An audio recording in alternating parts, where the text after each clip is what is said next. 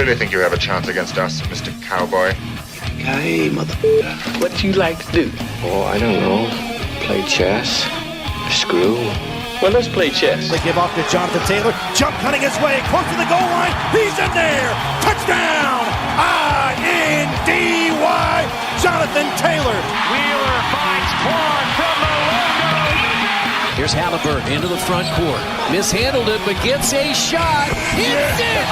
Hits it. John, I have never been better to be on the air with you here in Indianapolis, a place where so many of my dreams have come true. The Ride with JMV on 93.5 and 107.5. The Fan. It is a 3-car length advantage for Alex Palou out of 4. And we have caution on the race course. Caution on the race course. And he is going to take the checkered flag. Alex Palou with caution on the course takes the checkered flag. Alex Palou wins the 109th Indianapolis 500 here at the Indianapolis Motor Speedway. It's amazing. It's much better than I thought it was going to be.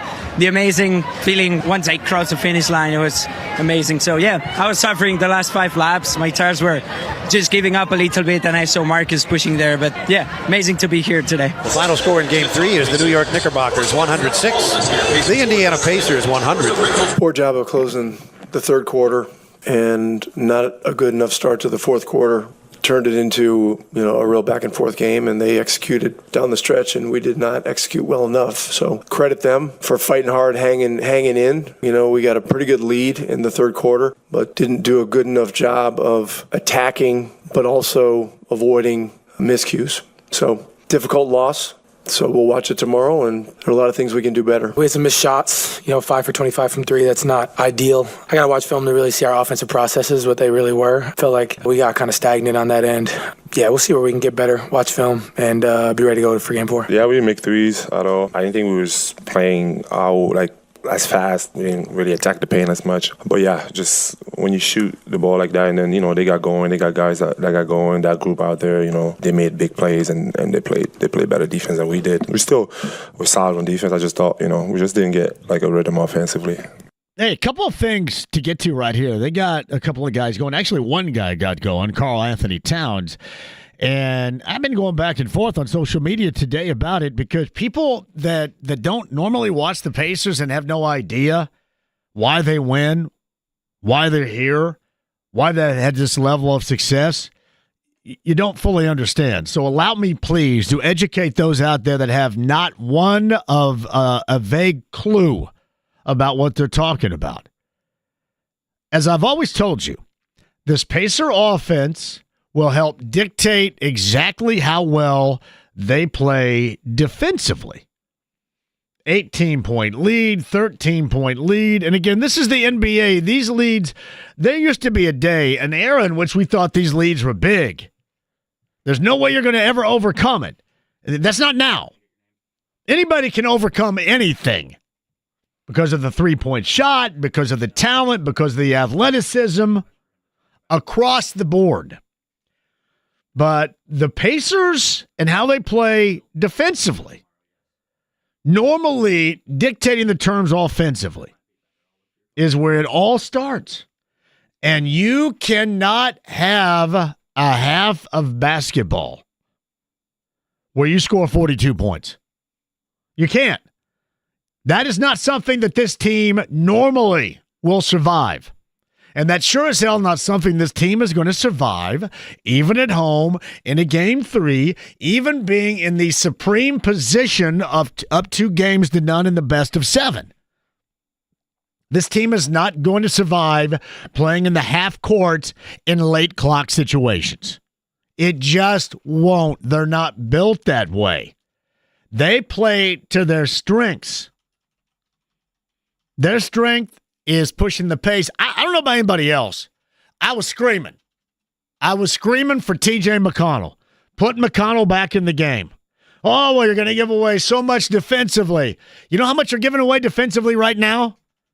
Karl Anthony Towns was scoring at will. But again, he does that.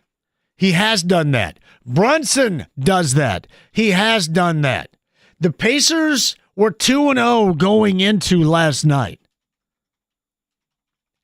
Their issue, their problem was the pace of play and the productivity offensively, and that was it. That is all. And you can see it happening, and really, it's kind of a slow burn. And I do realize this. I shouldn't make fun of it. I know that there are some clowns out there that, the Pacers, blue and gold. Yeah, you haven't watched all year long. You have zero idea about how they win games, how they thrive, how productive they are. What really makes them a dangerous team. And why they are where they are, you have zero idea. So that's why come in on Memorial Day as celebrations for those that gave all, and certainly the recognition for those that we love and will always remember. But also coming off a very long weekend where a lot has been going on. I don't care about Racers and Pacers, and they're 0-4 in the history, and it shouldn't be celebrated. My ass, it shouldn't be celebrated. It absolutely should be celebrated. What I don't want to celebrate is 42 points scored in the second half. That's what I'm not celebrating. That's how you protect a lead. You protect a lead by continuing to score, because at some point in time, whether it's going to be Towns or Brunson, these guys are going to get on a heater because, hey, I got news for you. They're good. They're good offensive players. They're not going to stay dormant. You could also add this to the equation. With the half court, the late clock, the Bloomington slow break ass play that we had to witness in the second half that drives me nuts. And this is not the first time I've ever talked about it. You had two guys that you could have put more pressure on. Hell, I don't know if Scott Foster or Ed Grimley would have ended up handing a sixth foul to either one of them. But there was just zero pressure. Think about this. The Knicks didn't reinsert Brunson with 5 fouls until like a minute and a half to go. And hell, I think the game was over. At least it felt over. And it felt over because of the offense. There was zero rhythm. The Pacers play with a rhythm. And there are a few teams that do it on that level. OKC is another one as well. You could look at their lack of rhythm. It looked like James in a nightclub the other night in game number 3 in Minneapolis. They had zero rhythm going and then took a 40-point loss. They're a team that is built on offensive rhythm, whether they're led by the MVP or the other talented guys they have. But when you take that aspect away from the Pacers, they become toothless. They become clawless. And you know what's funny? I'll give some fans credit, and not all of them, because and I understand, you complain about the TV coverage, and you don't get to see them all year long, and now you're kind of thrust into it. You get to see them, and you think you're an expert. You don't know anything about him. And that's why I'm here. That's why I'm here on Memorial Day, to help educate you on what you're seeing. What's real and what isn't real. The Pacers cannot win being offensively productive and playing in that fashion for an entire half. Having an 18-point lead, a 13-point lead, or whatever. And it has nothing to do with, they lose every game 3. It has nothing to do with that. Has everything to do with them, their pace of play, and how they looked offensively in the second half. And that's that. Tyrese Halleburton said the same thing. That was it.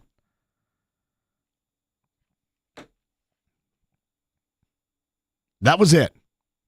That's all you have to do.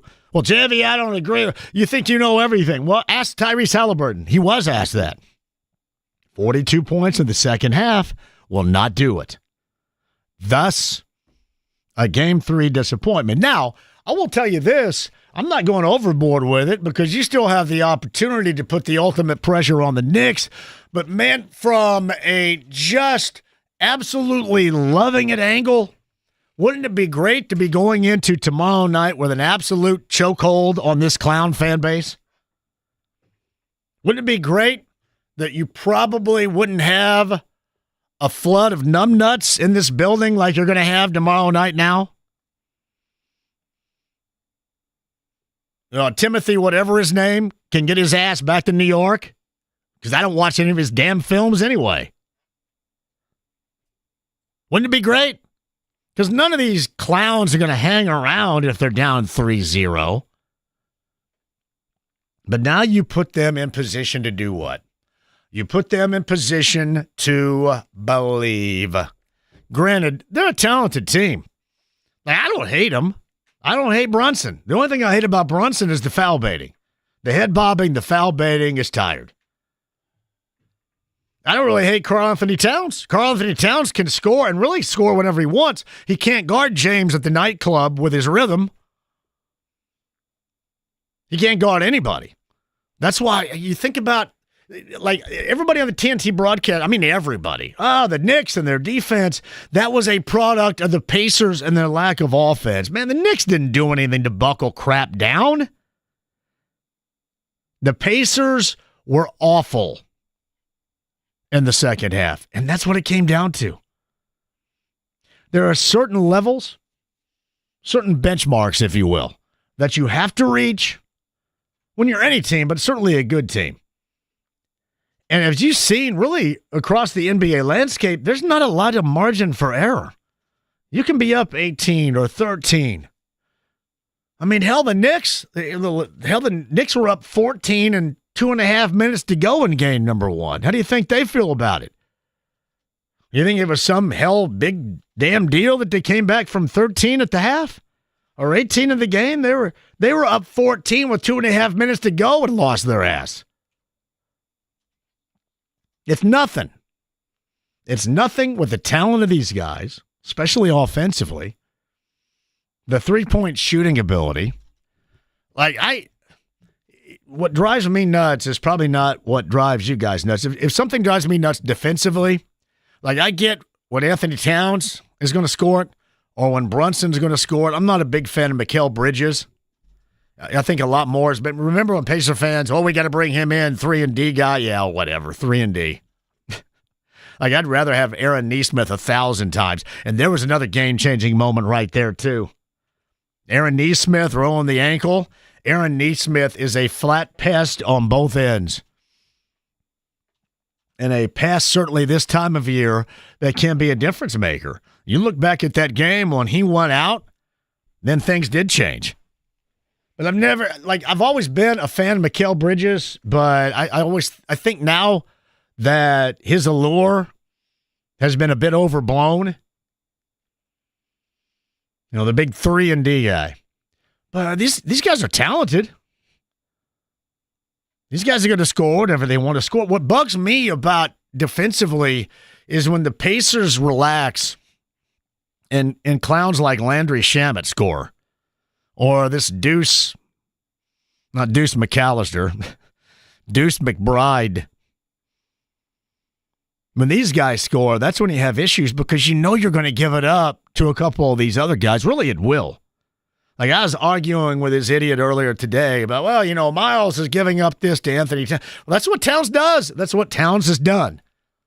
But the best way you counter that, because you know you're going to get it, and especially if you're not going to until late with the opportunities double, and really he hit a 3 over both the double team of Miles and Siakam. He got into a rhythm.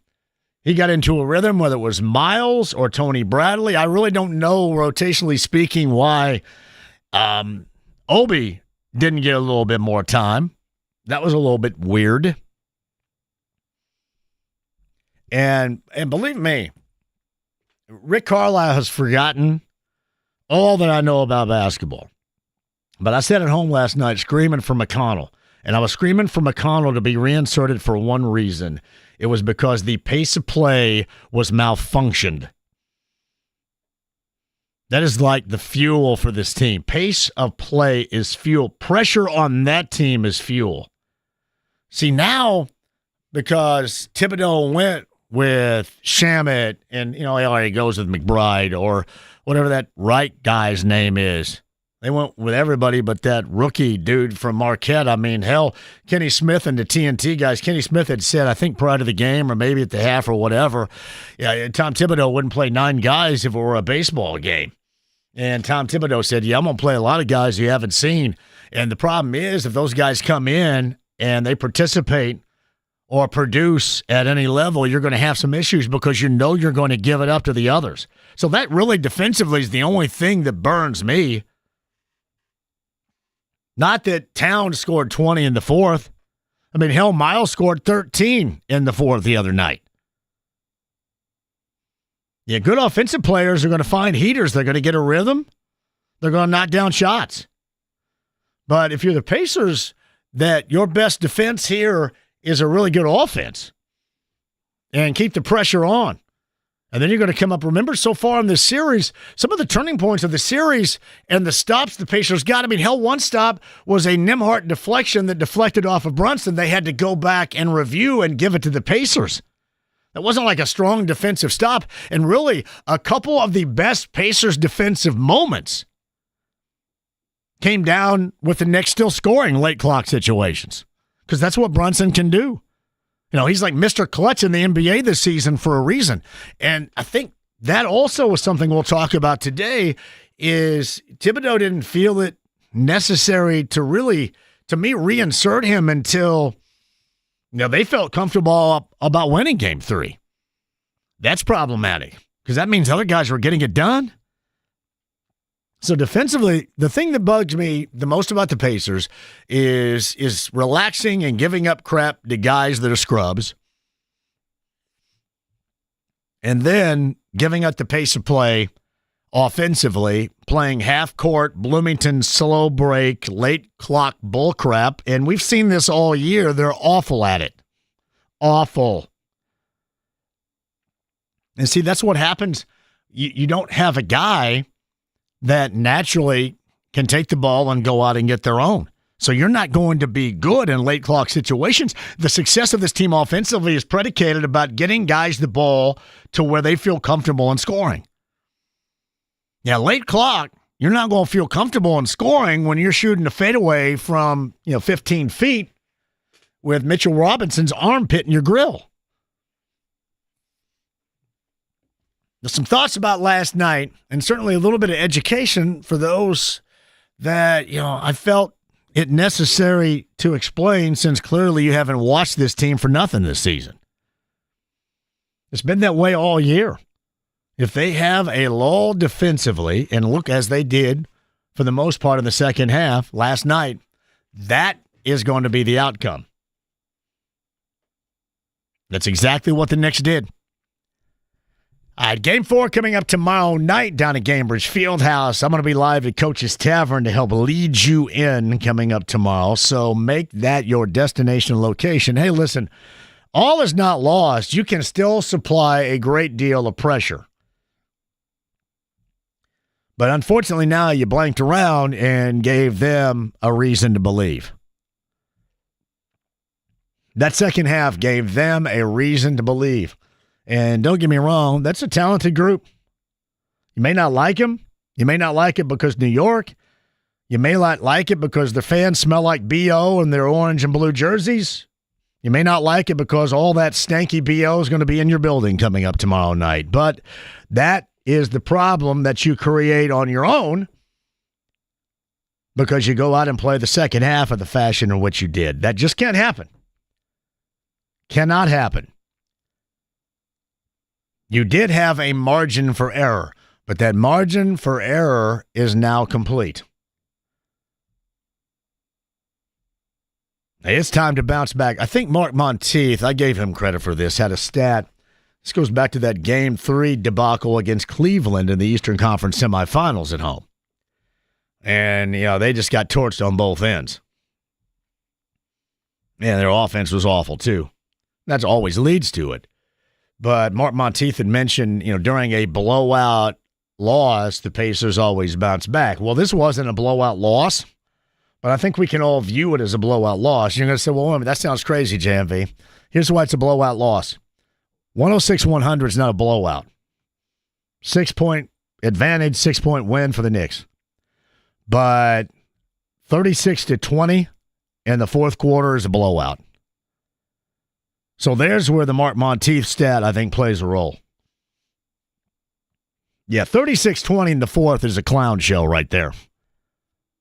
I mean, that's just like saying, hey, that's how you get beat. 42 points in the second half will not get it done. And it had nothing to – I'm sorry. Well, Towns hit all these big shots. Well, you didn't counter. If you don't have a counterattack, you don't have very much. These guys are all really good to hit big shots. You put yourself in that situation. But even with the final score would be an indicator that's not a blowout. The fourth quarter was a blowout. You got beat by 16 points in the fourth quarter. That's not how it's supposed to be. So we'll put that Mark Monteith stat to the test coming up tomorrow night.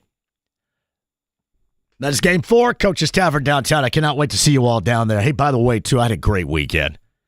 A great weekend with you. I guess it's still going on, right, even though we're working.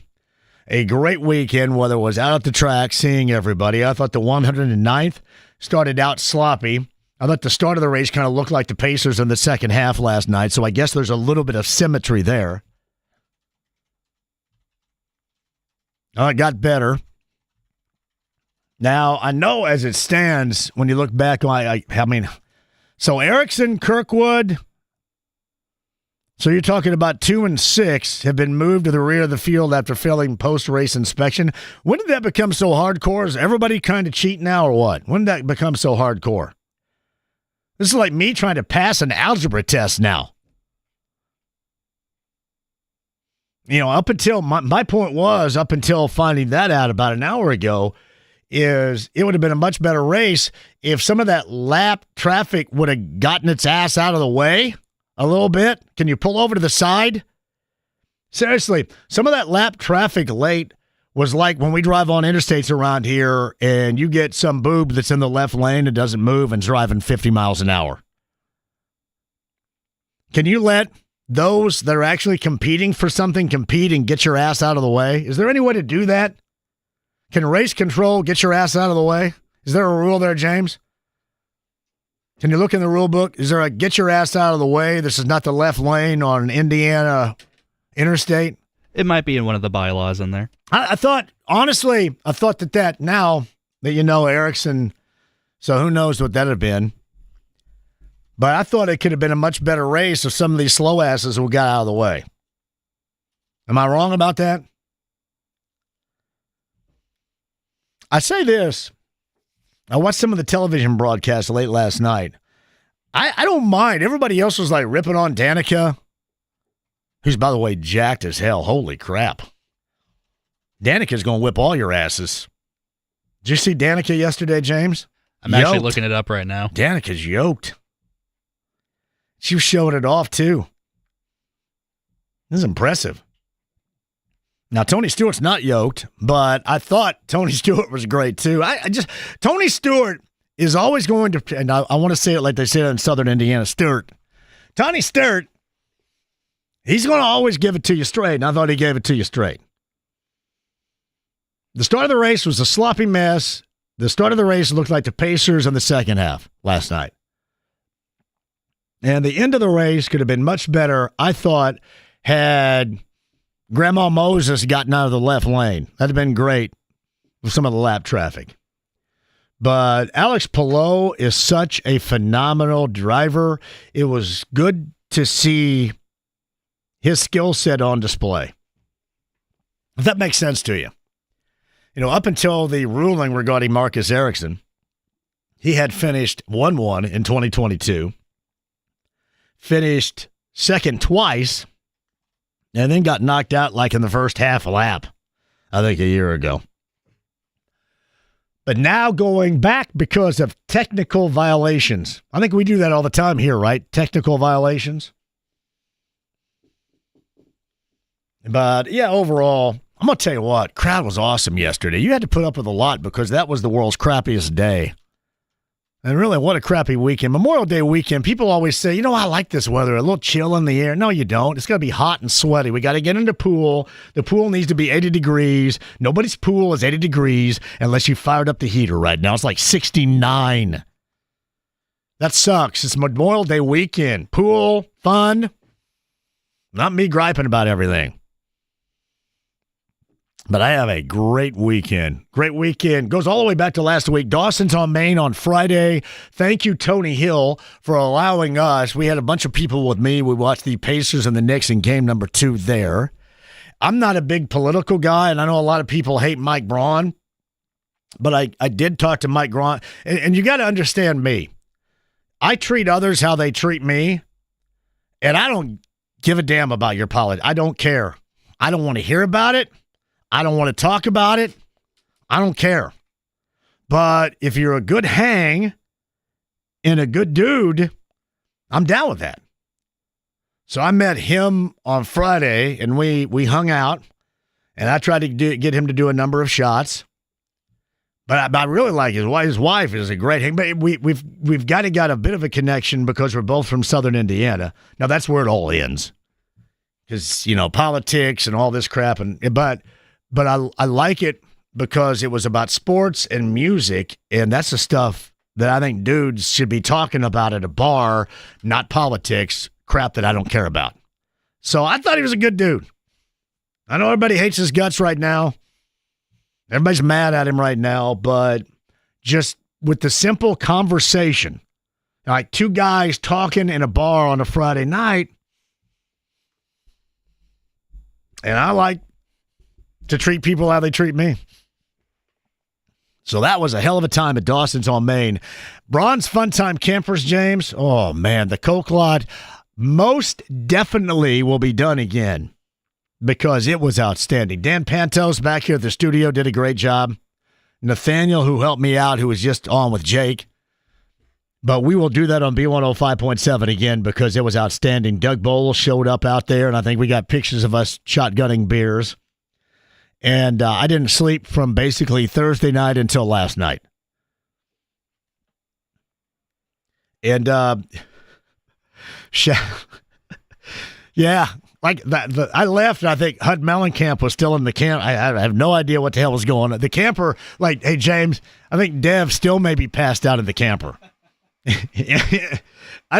Engineer Devin, I think, had the best time of all of us right there.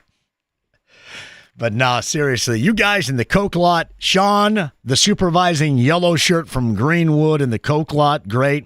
Thank you for not arresting my son who did not have a wristband on. I thought he was going to get pinched. Now, it was a great time. We'll be done again. Promise you that. Quick break. We'll come back. JJ's going to join us at 4, right? All right, we'll see about JJ. Yeah, we kind of lost the momentum last night. We talked for that little 30-minute segment yesterday, and then the Pacers go out and float one in the bowl in the second half. JJ, top of the hour, Pacers TV. Stephen Holder's going to join us a little bit later on. Memorial Day, we will never forget. This is a day of recognition, and we certainly realize that, understand that, and embrace that. Hopefully, most of you out there, if you're listening or doing so, with friends and family and having a good time because, damn, that's exactly what this show is all about, even during the gripey, complaining moments. All right, the stream the app, AAA Membership Lounge via YouTube Live. More about the weekend, more about last night. Caitlyn Clark has an injury. Yeah, I know you're kind of feeling, all right, here comes the negativity. Get back on course coming up next. Don't go anywhere. 93.5, 107.5, The Fan.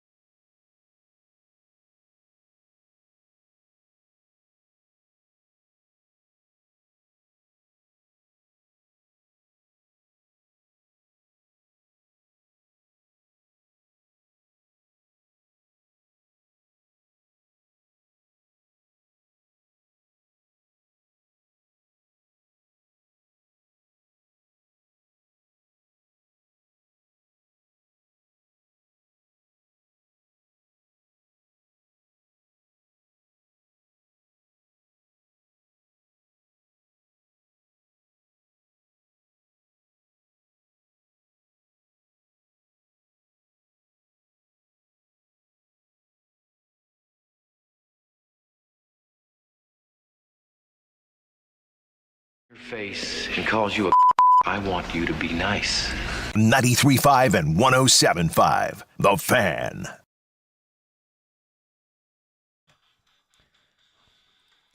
Happy Memorial Day to everybody.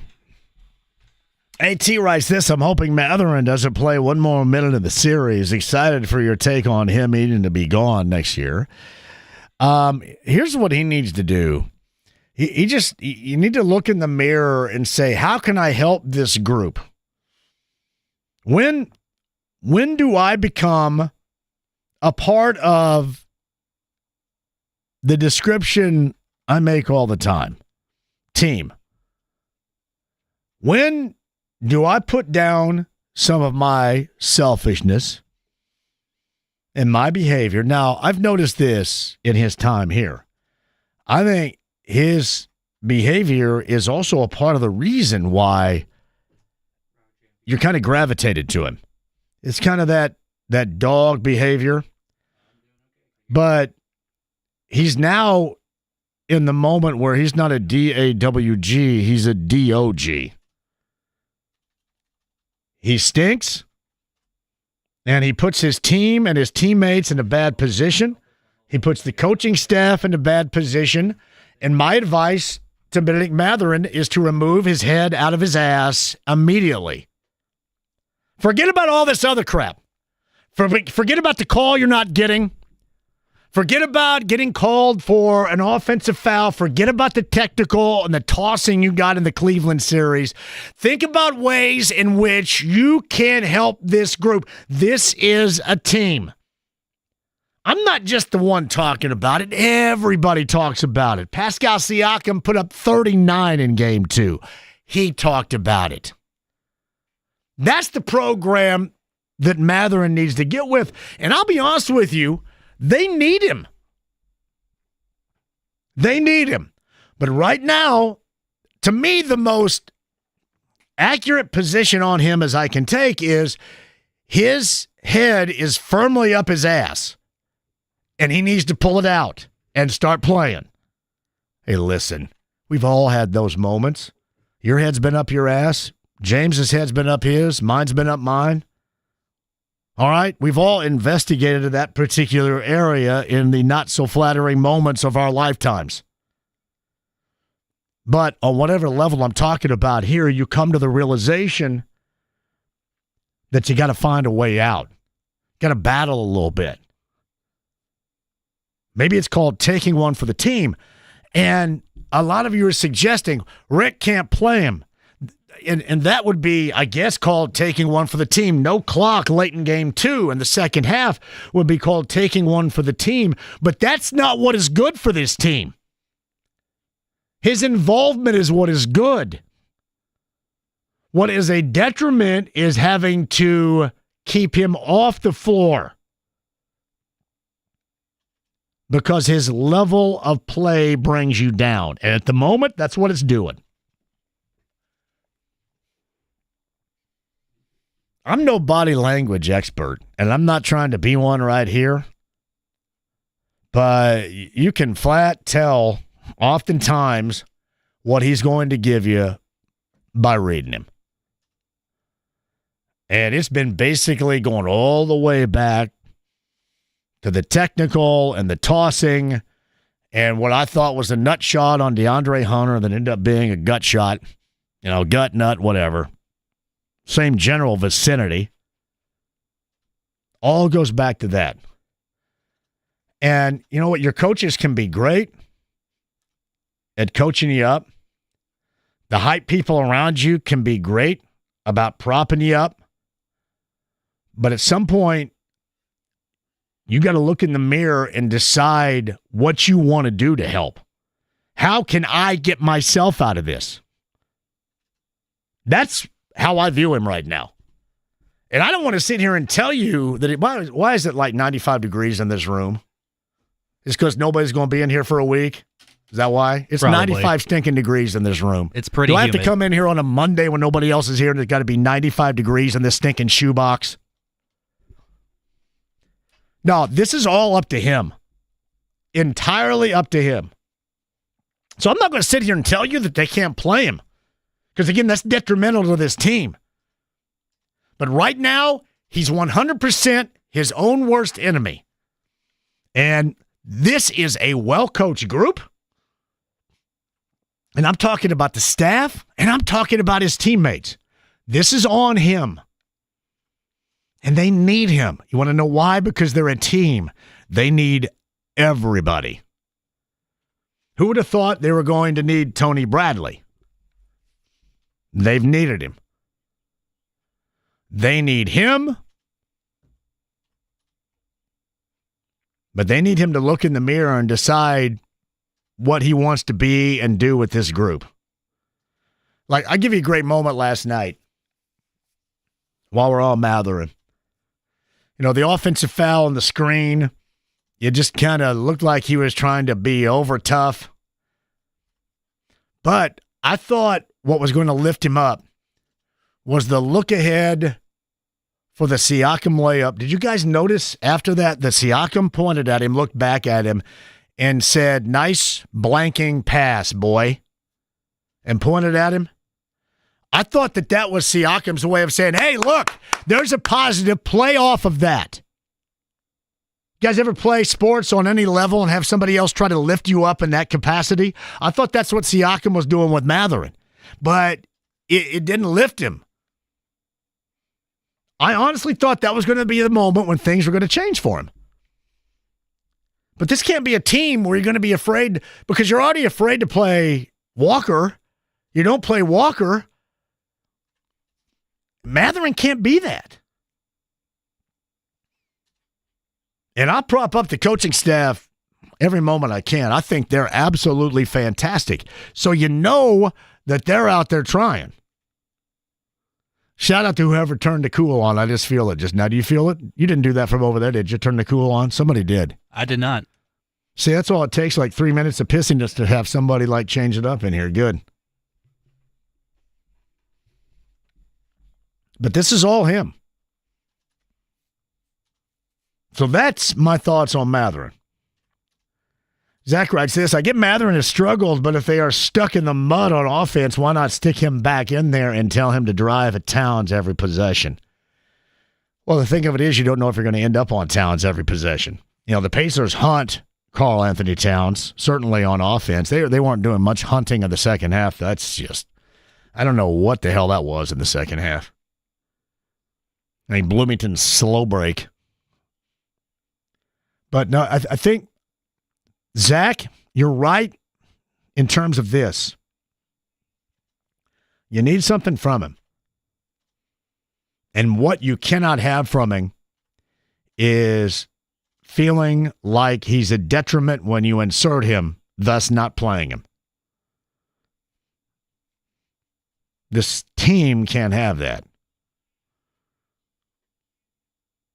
So that's been my thought on Mathurin. This is 100% him.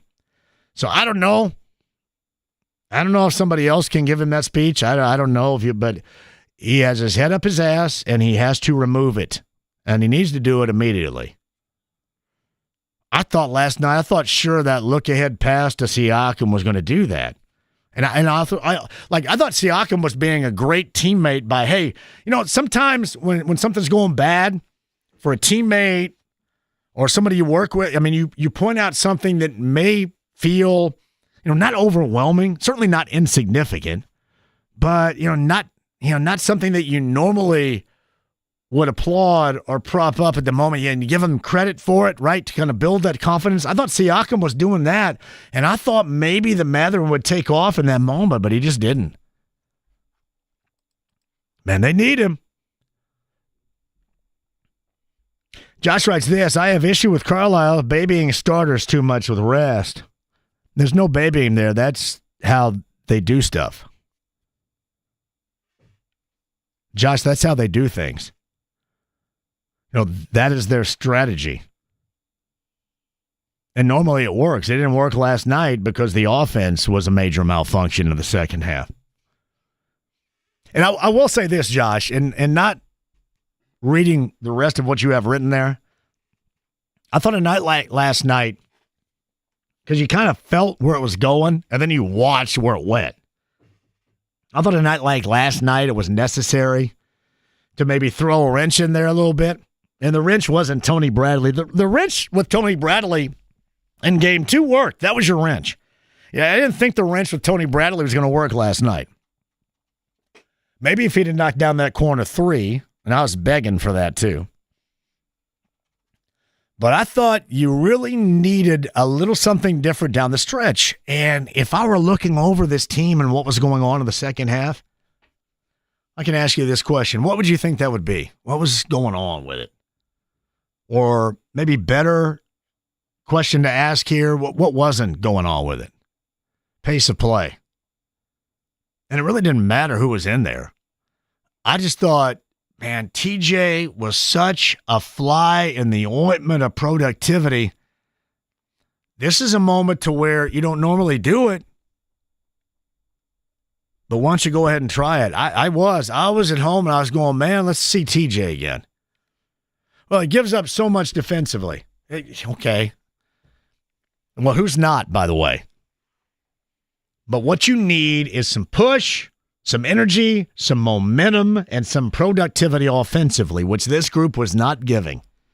And when he was in there, what was he doing? Just that. That was my thought from last night. So, thoughts on Mathurin, thoughts on the Pacers offense. And, man, in the Indy 500, if you're slow and you're lapped and there have no consequence late in the race, can you, move your ass out of the way a little bit? Can you do that? Do anything? Put your hazard lights. They do have hazard. Put your hazards on or something. Grandma Moses in the left lane having to dodge in. I mean, come on, man. Can race control do that? Can you find? I don't know if you want to find anybody. Can you? Yes, car 5. Could you move your ass over a little bit? This is not I-65 coming out of Louisville. Can you get out of the left lane? That'd be great. JJ, top of the hour holder coming up too. We got anything to give away today, or is it just going to be hot and sweaty in this room on a Monday when we're supposed to be off? What's happening? We got nothing. All right, we got nothing. See? Well done. Hey, I hope you're having one hell of a gathering or a get-together, a remembrance. There's a lot of people out remembering, celebrating. Good for you guys. Yeah, on a Monday in studio. Tomorrow we're going to be on the road at Coach's Tavern downtown. Actually, where I am downtown, not too far. Me and Tommy S. I'm going to try to get this train back on the tracks. So I'm going to be rocking the shoes, the Nike Mick Ultras with Zinc and Tommy S. I'm going to try to get this bad boy back on track, and I'm going to show up for game number 4 so the Pacers can get back to playing the way. I may not coach it up, but I know exactly what I'm talking about right here. Let me tell you that. Because I've been right about everything. And that's why I'm here on this Monday, I guess. That's why we're not out, because I got to make sure that some out there completely understand what's going on. And not have your head where Mathurin's head is right now. So I'm here. Quick break, we'll come back. AAA Membership Lounge via YouTube Live. JJ, top of the hour, 93.5, 107.5 The Fan.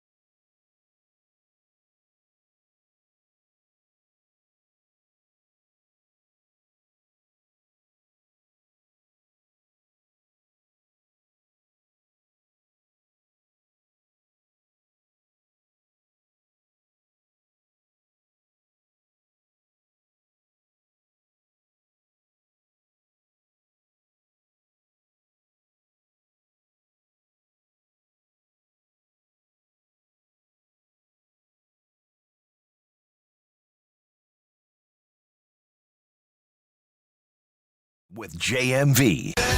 Are you kidding? 93.5 and 107.5. The Fan. We got any highlights today? What are we doing? Got anything over there, James? We just running naked? We running nude here? Where are the highlights? What the hell? Why'd I come in today with no highlights? I didn't think you wanted highlights since they lost. I don't give a damn. Run some damn highlights over here. Fever made an announcement about 3 hours ago, in case you haven't heard it. Caitlyn Clark will miss a minimum of 2 weeks with a left quad straight. I can't tell, by the way, that you're playing. I like your style of music. That's all right. This is in the James wheelhouse right there. So no Caitlyn Clark for a minimum of 2 weeks with a left quad injury. Tomorrow night's Game 4, in which I'm going to make sure I restore order and get my ass down there. Yeah, I thought maybe, just maybe, I could sleep for the first time since Thursday. So I did go home, then had to come back in here for 30 minutes and do whatever I did yesterday, and didn't go to the game. I know I felt bad when I was going. I didn't go to the game, and I knew I was going to let some folks down, and look what the hell happens. So I am restoring order. I'm going to bring some nose plugs because I know the BO stench of this blue and orange crowd is going to be thick coming up in Game 4 tomorrow night. And I will begrudgingly, James, rock my Yes Sirs Nation, which is simply put, absolutely awful t-shirt. I'll do it. See, that's taking one for the team. I'll do it. Because I got to restore a little bit of order here. Can't have this crap. What did you think of the Vroom Baby t-shirts? Anything is better than Yes Sirs and then Yes Sirs Nation. I mean, I don't even know. Yes Sirs Nation. It shouldn't, and I shouldn't feel that way, but that's kind of like vomit-inducing right there, James. Shouldn't be, but it is. Yes, Sirs Nation. But I'm restoring order. Cannot wait.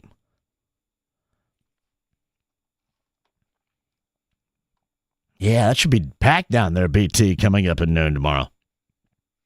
I know what else is going to be packed. Coach's Tavern tomorrow. Because that's the other thing, too. Tommy S. and I are kind of a magic elixir to go into the game. I got to restore a little bit of order. I'm like, I was so frustrated, and like, people are pissed about the wrong things here. People are upset about the wrong thing. That's why I had to tell you what you should be critical about. And it's not just me saying it. I mean, Halleburton said it after the game. Rick Carlisle alluded to it. It's all true. This is what this team is. Restore a little bit of order coming up tomorrow night. Tomorrow afternoon, tomorrow night. Coach's Tavern. So plenty of room for every last one of us tomorrow. Let's pack Coaches. Get wild. Get a little bit of a groove on, if you know what I mean. Going to the field house, rocking the shoes. I'll put on that Yes Sirs Nation shirt and try not to vomit down the front of it. Plug my nose with the BO that's going to be floating around in that building. See, that's the thing that bums me. Had you taken care of it and played at the level in which you should offensively in the second half, then a lot of these clowns go home. Or, I don't know, go back to wherever they're from here. But instead, you're going to have even more. Shout out to my man Chad, who is rocking the JMV Sucks Carb Day shirt. Finally, a little bit of culture, James, for a place that for decades has needed just that. Wrigley Field in Chicago. Made it to Wrigley Field, had to wear my new JMV Carb Day shirt since I'm a Reds fan. The Rockies and the Cubs. I can't think of a worse game to have to attend to watch than what is it? If it's like 60 degrees down there, what is up there? Like 50? Like mid-February on the north side of Chicago? So a little bit of culture, finally for Wrigley Field in Chicago for you all right there. It's 58 degrees in Chicago right now. 58 degrees in Chicago. Gross. I tell you, hot and sweaty's the rule here. That's the only thing that really, truly does usher in the summertime, especially on a weekend like this weekend, is hot and sweaty. Yeah, go out there. If you got a pool right now, go out and gauge that temperature if you're not rocking a heater. It'll be like 59 degrees. You imagine the type of shrinkage that I would get if I jumped into a pool at 59 degrees? Lord have mercy. Can I say that on the air? Shrinkage? Yeah. I mean, cool. There you go. JMV, as a Yankees fan and a Pacers fan, I can tell you these Knicks fans are feeling themselves after that win last night. Exactly. Gave them hope, which is the worst thing you can do. They're yapping now. You still have time to shut them up. You still have a great position. But you could have put them in a stranglehold and sent all these numbnuts home. That's unfortunate. JJ on the other side. Holder coming up after 5. Sit tight, AAA Membership Lounge via YouTube Live. Happy Memorial Day. And as we always do, we recognize that the significance of this day, not just on this afternoon, but in our history. 93.5, 107.5 The Fan.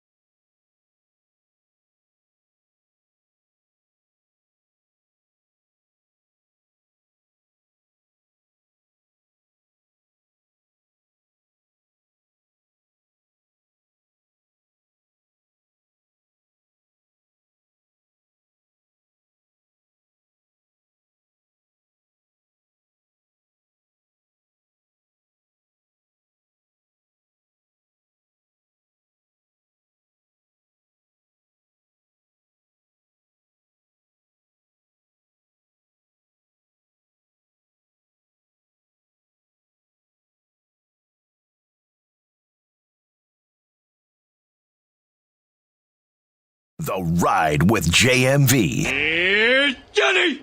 Down. David Letterman. Hi, David. I'm Grandpa. 93.5 and 107.5. The Fan. Poor job of closing the third quarter and not a good enough start to the fourth quarter. Turned it into, a real back and forth game, and they executed down the stretch, and we did not execute well enough. So credit them for fighting hard, hanging in. We got a pretty good lead in the third quarter, but didn't do a good enough job of attacking, but also avoiding miscues. So difficult loss. So we'll watch it tomorrow, and there are a lot of things we can do better. It's Rick Carlisle right there. Pacers game 4. I'm there to restore order tomorrow night.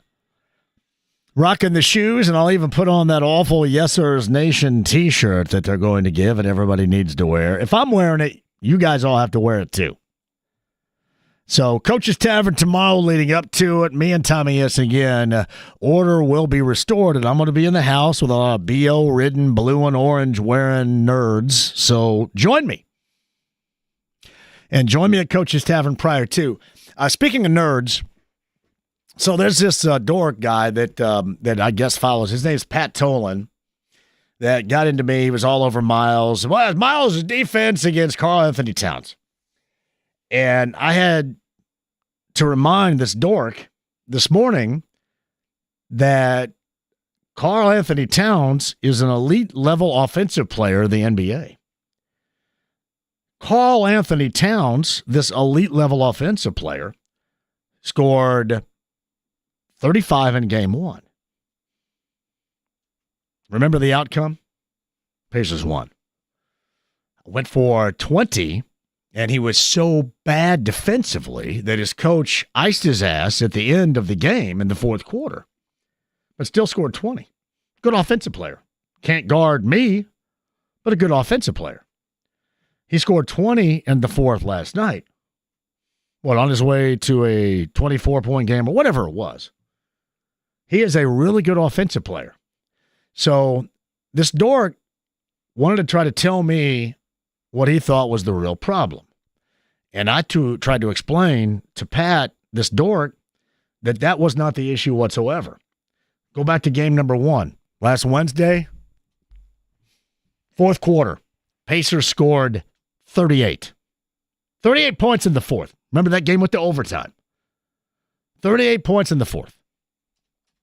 In the second half, last night they scored 42. You guys follow me on this? So, Friday night, the Pacers went for 65 in the second half. Remember what I told you? What did they score last night in the second half? 42. So this has nothing, and I mean not anything to do with Karl Anthony. Hey, 20 good offensive players are going to have those heaters of moments. But the Pacers are best defensively when they're pouring it on offensively. And half-court, late clock, Bloomington slow break crap does not work. And I am sorry, I will not give any credit to the Knicks defensively. That was about the Pacers offensively. 42 points in the second half. So just a little bit of education here. That's been the theme all season long and really going back to last year. Their defense is better this year than it was a year ago collectively. But this team, and again, team, is always better when they're pouring it on. And that second half, and especially, for example, the fourth quarter, is not and cannot be them. Therein lies the issue. On the Andy Moore Automotive Group hotline, Jeremiah Johnson from Pacers TV joins us now. Hello, JJ. How are you? Good Monday. Good Memorial Day to everyone. And how are you, John? I'm educating dumbasses. That's what I'm doing. I'll let you do that. I did, and I have, and I will continue to do so right here So I just look at it offensively, and listen, they're still in a good spot. So I'm not incredibly down about this because I'm going to be there tomorrow in the building. I decided to go home last night, and that was kind of detrimental to the program. I realize that, but I'm going to go back in Game 4 tomorrow and then help restore order. But along with me being back in the building, they're going to have to play offensively to the level that basically put them in this situation, this position. Because, a second half, a fourth quarter like that, and then most teams out there are going to beat them. That's what they cannot do. That's like the kryptonite to this team, and I thought we saw it for a large portion of that second half in Game 3 last night. It was such an emotional, supercharged start and atmosphere, and I just wonder if both mentally and physically a little bit of fatigue started to wear in. Now, we've talked a lot about the depth and maybe the minutes aren't as high, and so you're able to be fresh in the fourth quarter, but during that third quarter, there was a helter-skelter couple of moments with some turnovers and some crazy passes and maybe questionable decisions from players on both teams. And I believe it ended with Obi Toppin with the dunk and a 15-point lead and a timeout, and the building was rocking. There was about 4 minutes left. And from that point on, it just felt like the team was kind of spent. They relaxed just a little bit, and not to forgive them, but it's understandable considering the emotional games in New York. You travel, you have this, atmosphere at Gainbridge Fieldhouse, and you have a comfortable lead, not an insurmountable lead, but a lead to go up 3-0. You can allow yourself as fans to start thinking if you go up 3-0, the series is over. And you knew going to the fourth quarter, the Knicks would make one last stand, one last charge, and I just felt like the Pacers were not able to match that. And instead of being up 3-0 now, you're in a series and you're in for a fight. Well, first of all, your offense, I don't want to hear about any matching offensively with the Knicks because the Knicks should not be allowed to keep up the pace with you, too. I mean, their head coach felt compelled not even to bring back, Brunson until the last half minute or whatever when he felt, I guess the game was already kind of secure right here. Just that aside, their style of play, and what I agree on you with is not so much the turnovers and that helter-skelter moment, but a team that was unrecognizable at times offensively because they were more about the dribble than they were about the pass. And, JJ, I'll also tell you, when they were also about the pass, they overpassed.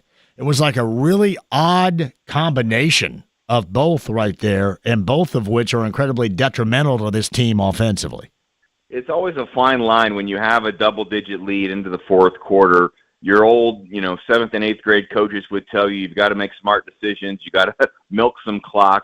But we know that's not Pacers basketball. And so if you are going to milk some clock, then you've got to continue to move it quickly. And then when you get those good opportunities, there's not a big difference between 12 on the shot clock and 5 on the shot clock. But too many times it felt like in that fourth quarter the Pacers were operating in an isolation situation with the shot clock in a danger zone time.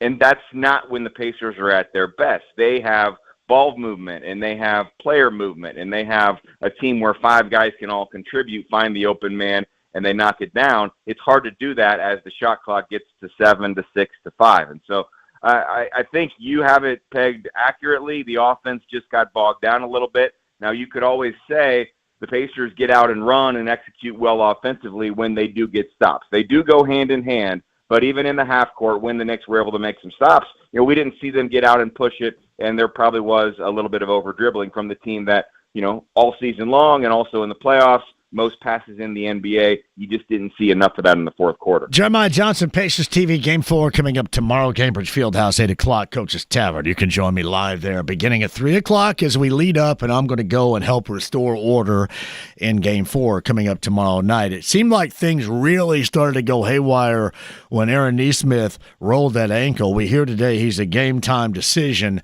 I don't honestly want to think about life with this Pacer team in Game 4 without Nesmith, but give me the correlation that you thought whenever he went down and then what happened to this Pacer team really on both ends where he has been so good in this series and so good in the postseason. Well, I'll tell you exactly what I thought, and if anyone playing felt the same way, you can then understand why there may have been a little bit of let up. But my first thought was, you're up double digits, this looks kind of scary, but it's Sunday. And if you can win this game and then close the series out on Tuesday and then have 8 days before the finals begin, then maybe he can be back at 100% because he is so valuable. And again, that's not someone playing. I doubt anyone playing really thought that. But that's the first thing that I thought, because you want to get him back healthy. Now that the Knicks won this game, you can't think about that at all, and you just have to hope that he can be, he can heal quickly and that it's not significant to the level. Obviously, I don't think it's significant to the level that he was injured back in November, but it looked a little scary. I was glad to see him back on the bike pretty quickly, and I was glad to see him play as well. But you saw the Knicks, switching up, putting whether it was Brunson or Towns on Nesmith because there's maybe less of a dribble threat there. He can still attack the basket, but if he's also injured or not 100%, maybe it affects his ability there as well. So I do think his injury caused everybody to take a deep breath and, get a little concerned, because how important he is to what the Pacers try to do. And so we'll see what happens. Game time decision. If anybody is able to play and tough it out, it'll be Aaron Nesmith. So we'll see what happens tomorrow night. Stan Van Gundy, I thought, talked about him and really has been the first to talk about him the way he should be described. And in such a disruptive form. I think everybody kind of just thinks about the game one heroics and the threes made. But on both ends, and especially defensively, he is so disruptive. That's just an aspect in which we talk about it all the time. This team is good is because it is a team. And you take that aspect away, and that is going to have a significant effect. And I think you really saw that from that point in time, and that's why you really hope that he's able to go. I thought, too, certainly that ankle was giving him some issues. He went off of 1 foot. That's, to me, that's always the common notice, how somebody is doing with an ankle when instead they go up strongly as he normally would, but he went off of 1 foot on a baseline floater that didn't go. So hopefully he is good to rock coming up tomorrow night, because they certainly need it. Yeah, he's a two-way player, and he fits so well because he is a three-point threat in that catch-and-shoot situation. And with guys like Tyrese Halleburton and Pascal Siakam, he can be left open and he can make teams pay. But his biggest impact is on the defensive end, and the Pacers really improved their defense this season because of their point-of-attack defense. And there are probably 3 guys most influential there. The 2 you're pretty understanding of, Andrew Nembhard and Aaron Nesmith. And the third is the other guy that was hurt in the same period of time is Ben Shepherd. He's a guy you can trust to go out there in that point-of-attack defense. And as we used to talk a couple of years ago, I remember we used to have such a big issue with guys getting 2 feet into the paint, guards penetrating to the basket. And those 3 guys in particular have been most responsible for eliminating some of that and keeping guys out of the paint. And so that'll be my biggest concern watching. He's been as effective as anyone. It's hard to be effective defensively against Jalen Brunson, but if he's not 100%, then you're even more concerned about his ability to guard Brunson in Game 4. Yeah, and see, the effective nature of what he brings is maybe not a quality of taking everything away offensively from Brunson, but it's the wear-down quality. It's just, maybe in moments he doesn't have the same type of energy that he has. And that's all, to me, dictated by what Nesmith is and does on the floor. And the Pacers don't have somebody else like that. I'll give you a great example, JJ. Like, everybody is like begging for Mathurin to be that, and everybody wants Mathurin gone, and he can't play. What you have to do, and I know the coaching staff's doing it.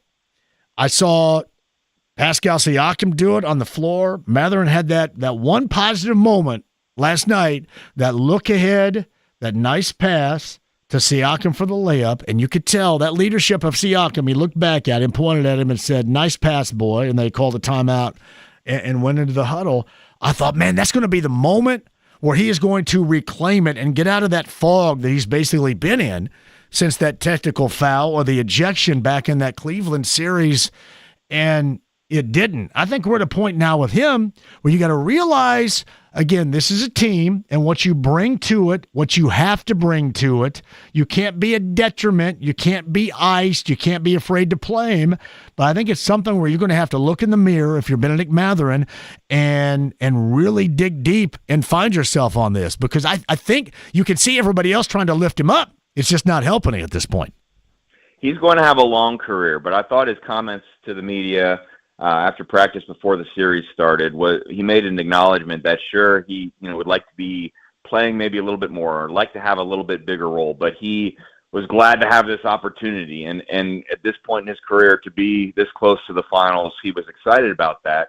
You're accurate. It's not been a great start to the series, and you probably can go back and point to, even though I'm not sure what effect that ejection necessarily would have game to game or a week and a half later on him, but it hasn't been a good stretch of games, as productive of a stretch for Benedict Mathurin. But if Aaron Nesmith is out or not 100%, then you have to look to your bench, and you have to look to the next guy that is most capable of doing some of those things, and his role likely will increase, and he's going to get those opportunities. And there are times we've all seen this in his time since the Pacers drafted him.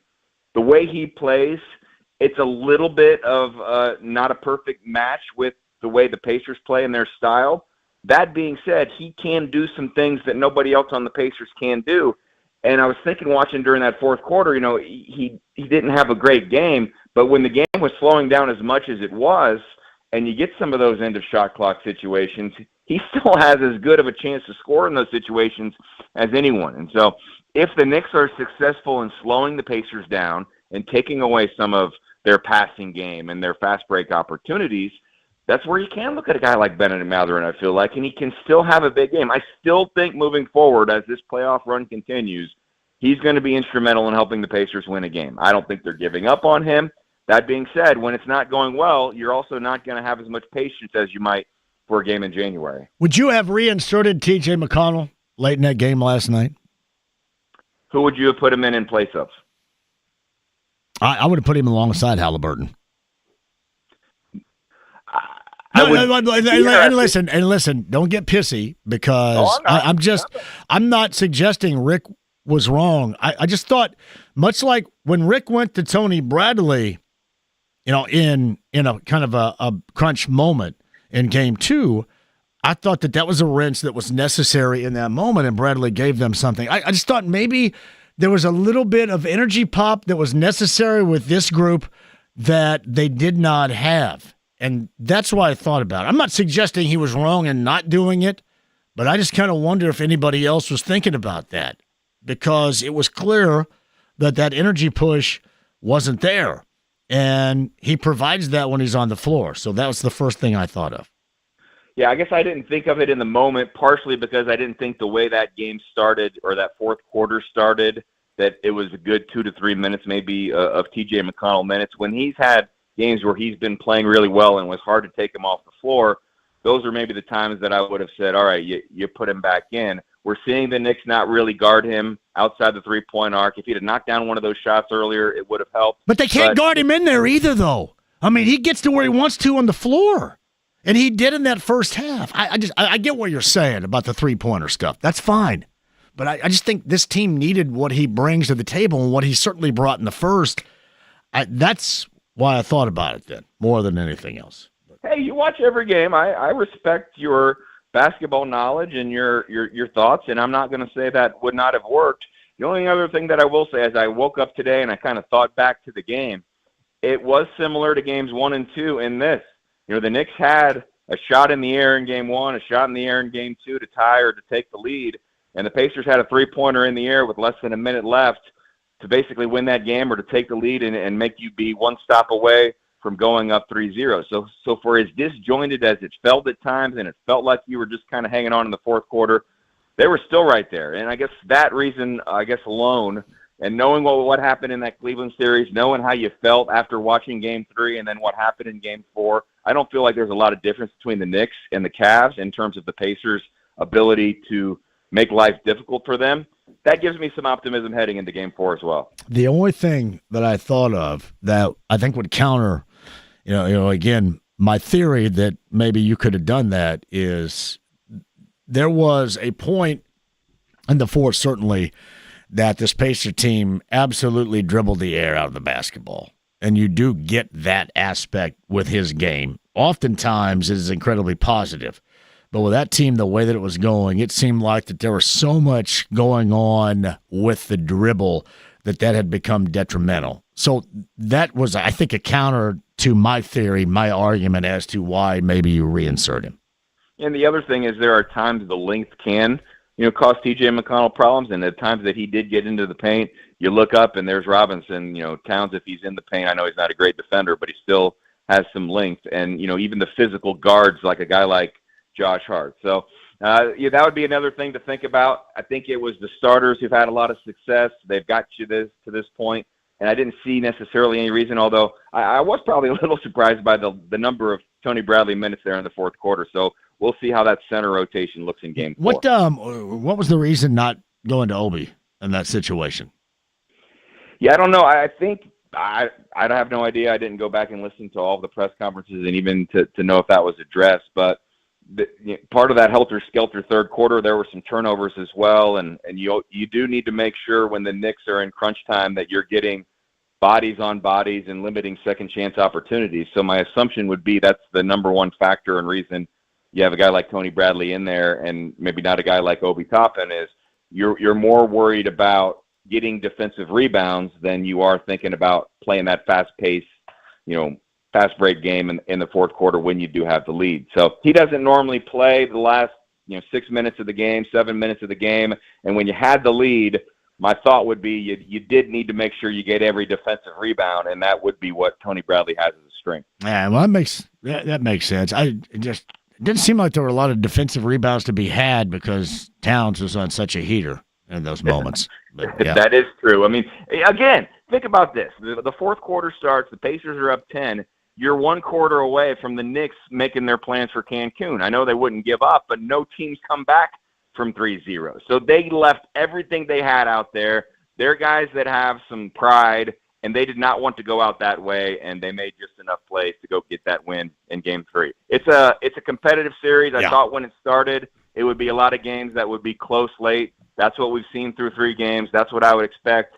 I think Rick Carlisle mentioned when the series started, day 1 of 13, he didn't expect any sweep to happen, and as much as you would have liked to have had it, it's just not likely considering how evenly matched these two teams are. So it's all setting up for really an entertaining series. You're frustrated when you lose. You feel invincible when you win. We'll see how you feel on Wednesday morning. How am I going to feel rocking that Yes Sir's Nation catastrophe of a T-shirt?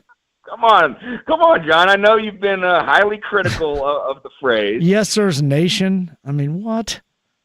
I've not seen this shirt for Game 4. I didn't even know necessarily if it was a shirt or a towel, so you're breaking news to me. I think it's look it up, James. Make sure I'm right about that. I think I looked it up here on the social media platform X, and it says Yes Sir's Nation. It's almost like at this point they're just doing this to clown on me. It's a gold out. Yes Sir's Nation. See, I felt bad because I didn't go last night. And I went home, and I felt okay about that through basically the first half, and then I really felt bad when it got late and everything got all stagnated and things. But, yeah, it's a gold out Game 4, Yes Sir's Nation. Who's doing that to me right there? Who do I blame? No comment. Come on now. I will rock it. Did you like the room, baby? I mean, I did. Yeah, I did. I gave the Yes Sir's Nation to Carl because last time I hung out with producer Carl, he was rocking a Karis LeVert, and I said, we got to burn the hell out of that thing right here. What the hell are we doing here? Burn that and then put on this Yes Sir's, and you can have the Yes Sir's one. So I gave it to Carl. You have some other ones. My thought would be if you feel strongly about it, you could probably bring any of the gold shirts and no one would complain and give the Yes Sir's one from tomorrow night. Man, I'll take one for the team. I felt bad I let him down last night by not going. Seriously, when I go, with the exception of one game. But Charlotte in December.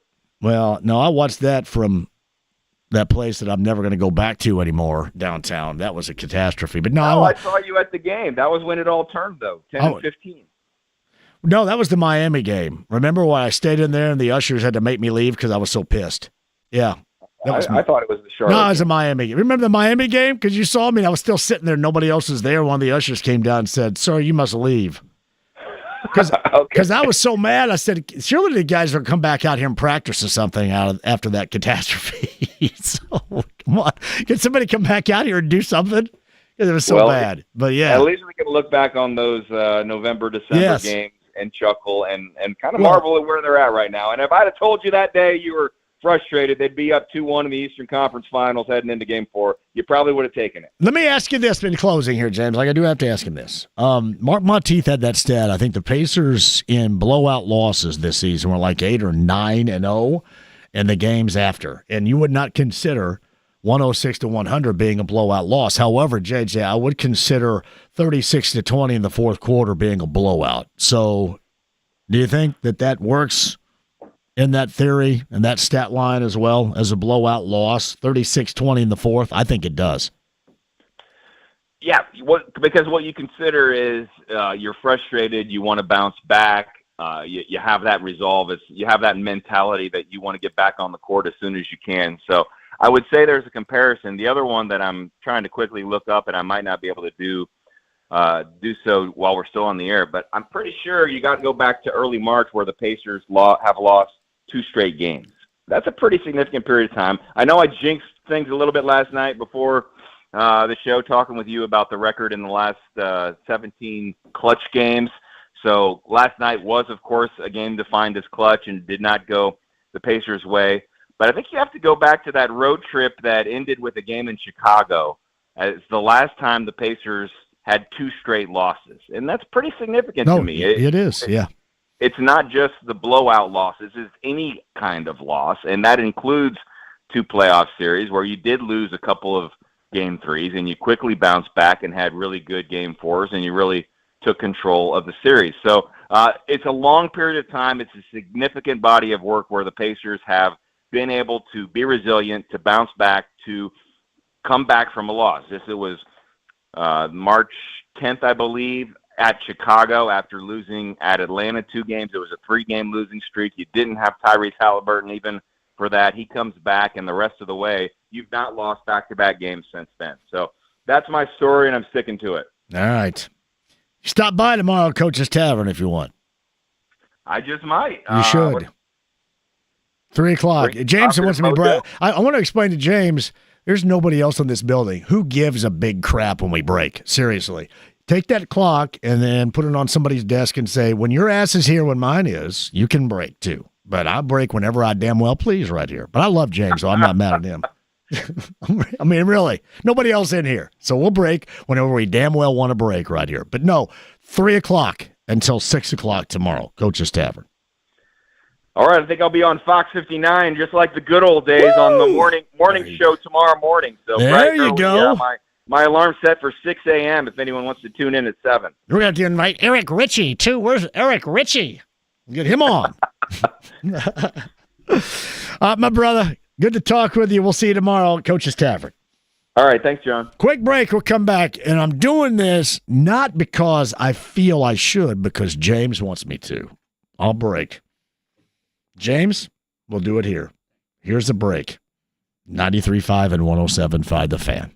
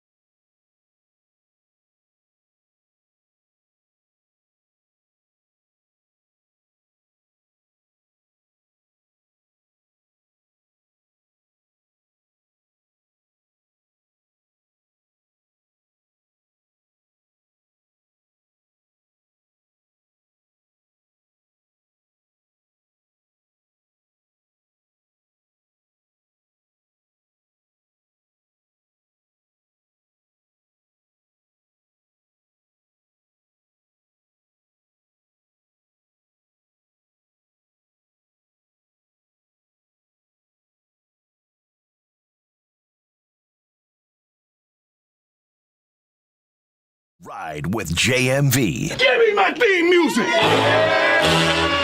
93.5 and 107.5. The Fan. I mean, with other guys playing, those are, I think those, especially all four of the guys who played off the bench are really defensive guys, and they come in and wreak havoc. And I thought we just didn't do a good job of, continuing to play fast. I felt like I did a poor job of keeping pace in the game, especially in the fourth there. I felt like I was walking the ball up every play. So I know it's a big area of improvement for me. I already know that's what I'm going to see on the film most of the time. So just got to do a better job of keeping pace in the game. Obviously a 42-point half isn't us. So we'll see what we can do better there, and we'll improve on it. Holy hell, Tyrese Halleburton and I are on the same page right here. That sounds vaguely familiar. Actually, I'm sorry. That's exactly what I have told you the entire time. And listen, nobody gets it better than Halleburton. That's 100% accurate. That is the reason why they lost. Not 24 or 20 in the fourth quarter from Towns or any of this other crap. I would dispute in the bench play of the Knicks, and it does. The thing defensively that drives me nuts is when they have scrubs score. You can't have scrubs score. They had too many scrubs that scored. But nah, man, Tyrese, you and I are on the same page right there. All right, so the blackout was lifted, and hopefully you listened to the race here on The Fan because it's a badass broadcast, as it always is. Hey, speaking of which, shout out to everybody here. I know I've been kind of kicking them in the groin today so far, but shout out to everybody here because yesterday, really the entire weekend or the entire month of May, and hopefully I don't miss anybody, but this group around here can absolutely get it done. And you saw that this weekend. I love doing the pre-race show from 6 until 11. Tony Katz and I work together one day. That's always spectacular. And then Terry Stacy, and I don't know who else at IBC was a part of it. I think most, just a great job. Our engineers, Cam and Devin, who was great with me on Saturday night in the Coke lot for the JMV takeover on B105.7. Ken, Nick, Phelan. Our promotion, Sienna, was out there on her birthday. Brittany was out there. Greg Rakestraw doing absolutely everything, as Greg Rakestraw normally does. Outstanding. Kurt Darling, outstanding. John Herrick, outstanding. I could not be more proud.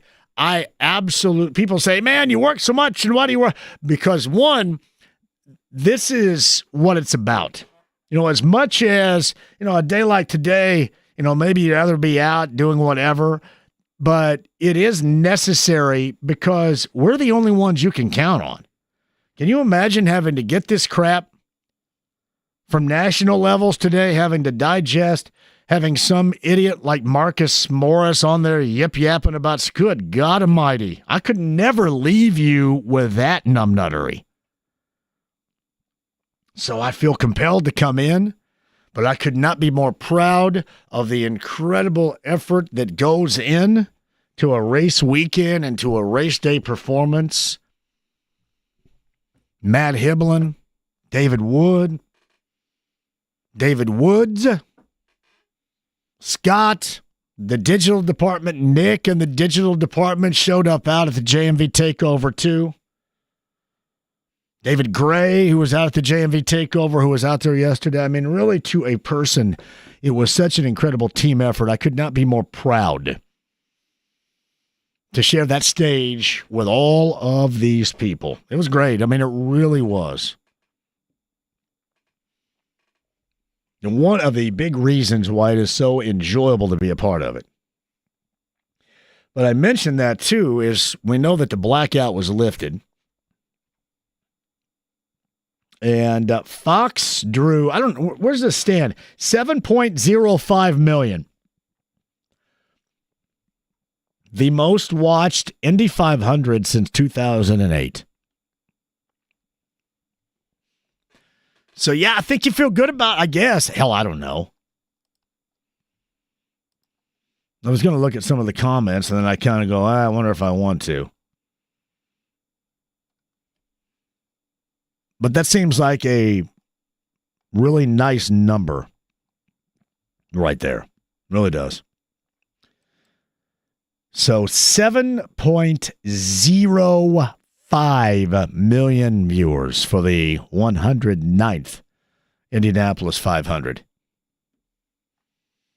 So take that bad boy and run with it right there. But obviously, I am always down with those on the radio. In case you missed this, 500 runner-up Marcus Ericsson, penalized. Sometimes I want to say it this way, penalized, and then giggle, was penalized to the rear of the 33-car field, along with Andretti Global teammate Kyle Kirkwood. Their cars were found to have unapproved modifications in post-race inspection.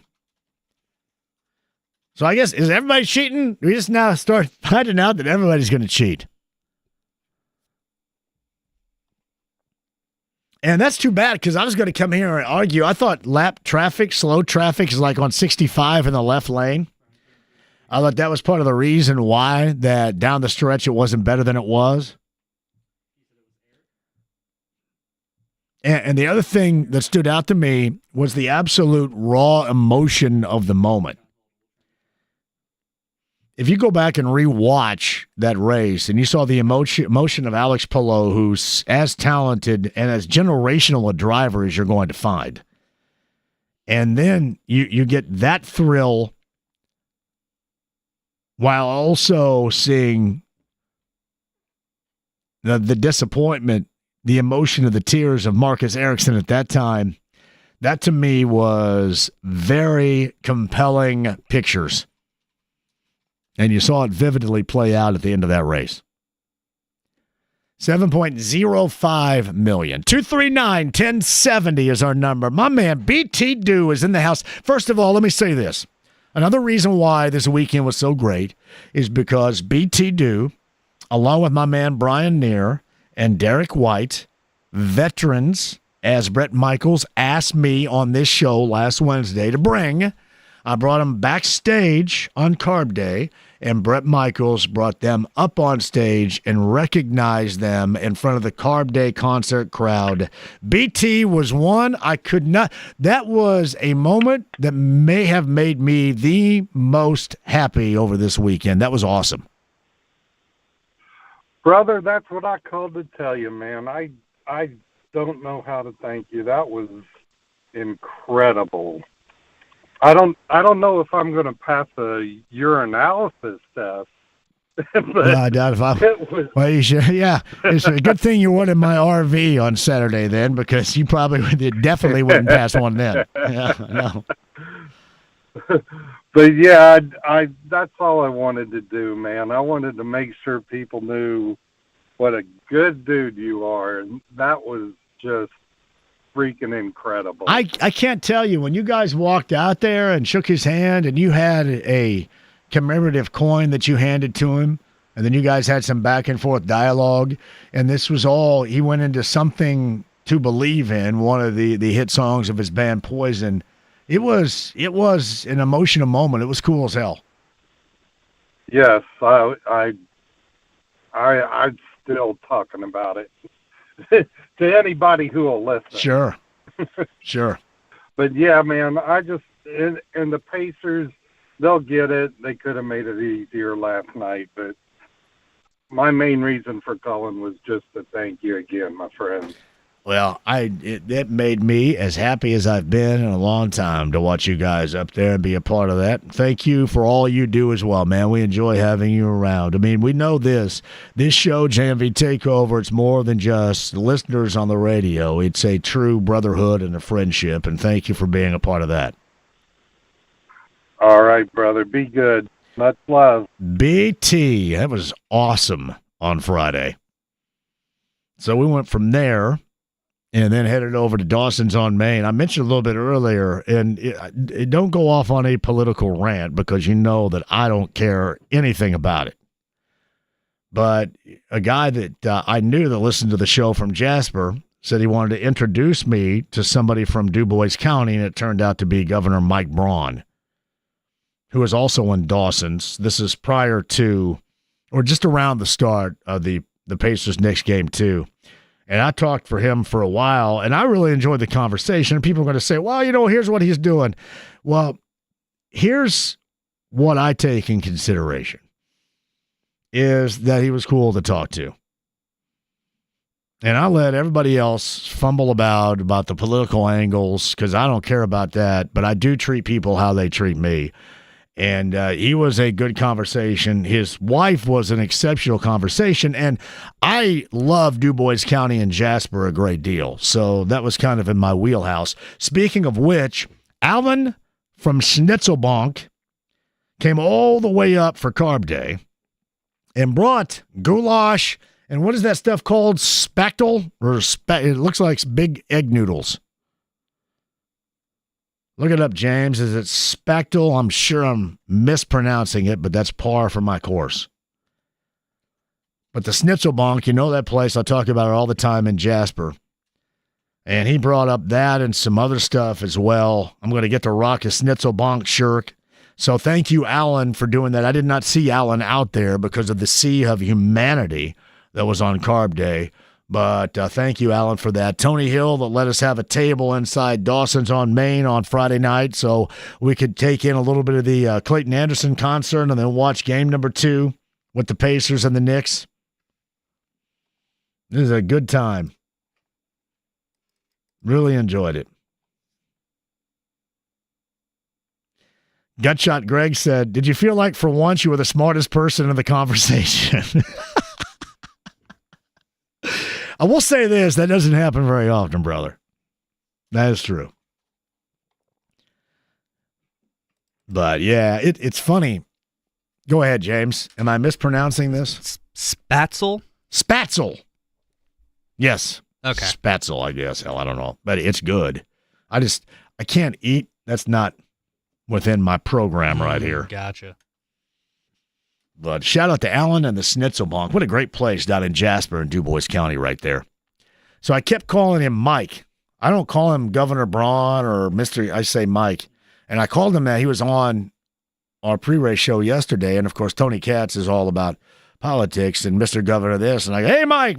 So I don't know if that's inappropriate. But as you well know, I don't care. So his name is Mike Braun, and he's Mike. Hey, Mike. Well, that's inappropriate. Yeah, not to me. Thank you, Gutshot. That's funny. Hey, James, give me Eric on line 2 at 239-1070. Hello, Eric. How are you? JMV, doing good, buddy. How are you? Eric is in Knox County in Vincennes. Yes, sir. Hey, you are so right about the radio network. They were head and shoulders better always than Fox. I mean, Fox was behind on all the stories. The radio was ahead of it. I had it in sync and just kind of compared, and it was a disaster on TV, but a jewel on radio, an absolute jewel. Hey, Cole House Video, Vincennes, it's long been gone. Have they put up a memorial to the porn room for when I was down there? JMV was here a lot from 88 through 90. Does it say that anywhere? No, okay. But I got to permanently borrow some videos from there. Oh, did you really?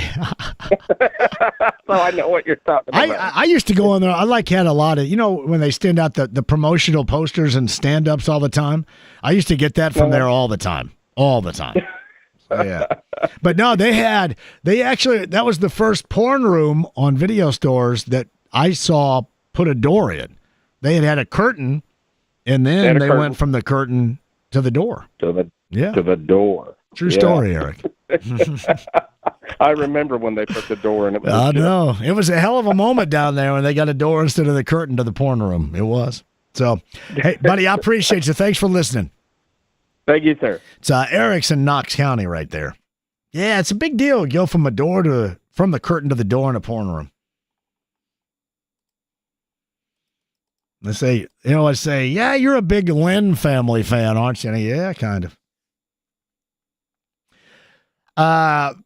Cautious with Caitlyn Clark's quad. That's kind of hard to say. Caitlyn Clark's quad right there. That's tough. Especially for me. A minimum of 2 weeks, according to Fever head coach Stephanie White. That will be problematic. How will that, just kind of curious. James, can you look this up? Because I'm not going to. How many home games for the Fever will that entail? And I guess you can look at that at both home and on the road. How much of that will affect her not being a part of it, affect attendance?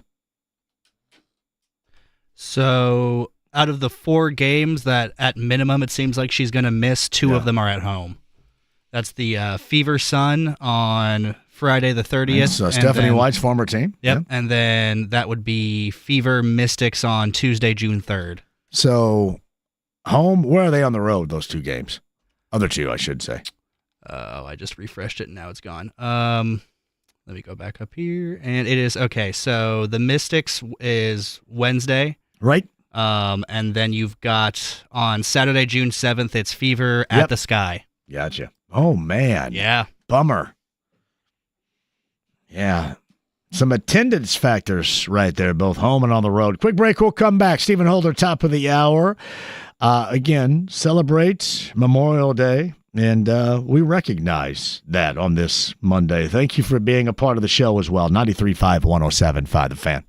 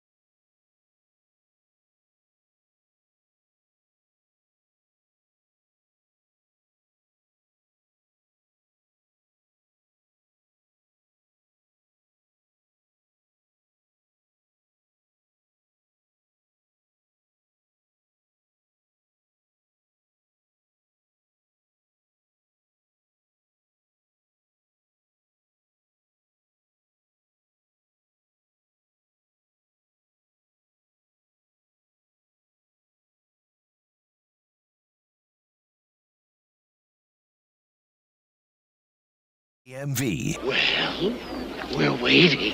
93.5 and 107.5. The Fan. On this date in 1992, James, this song was released.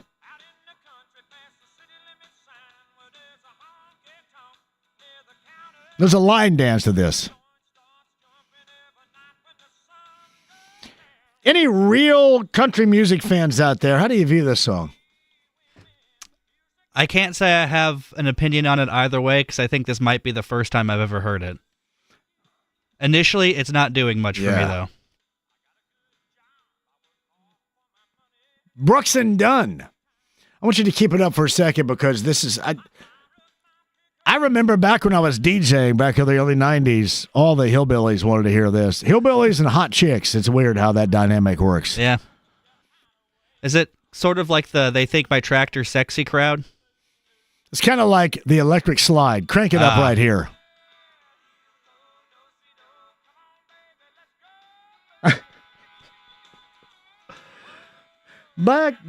Blackjack. Yeah.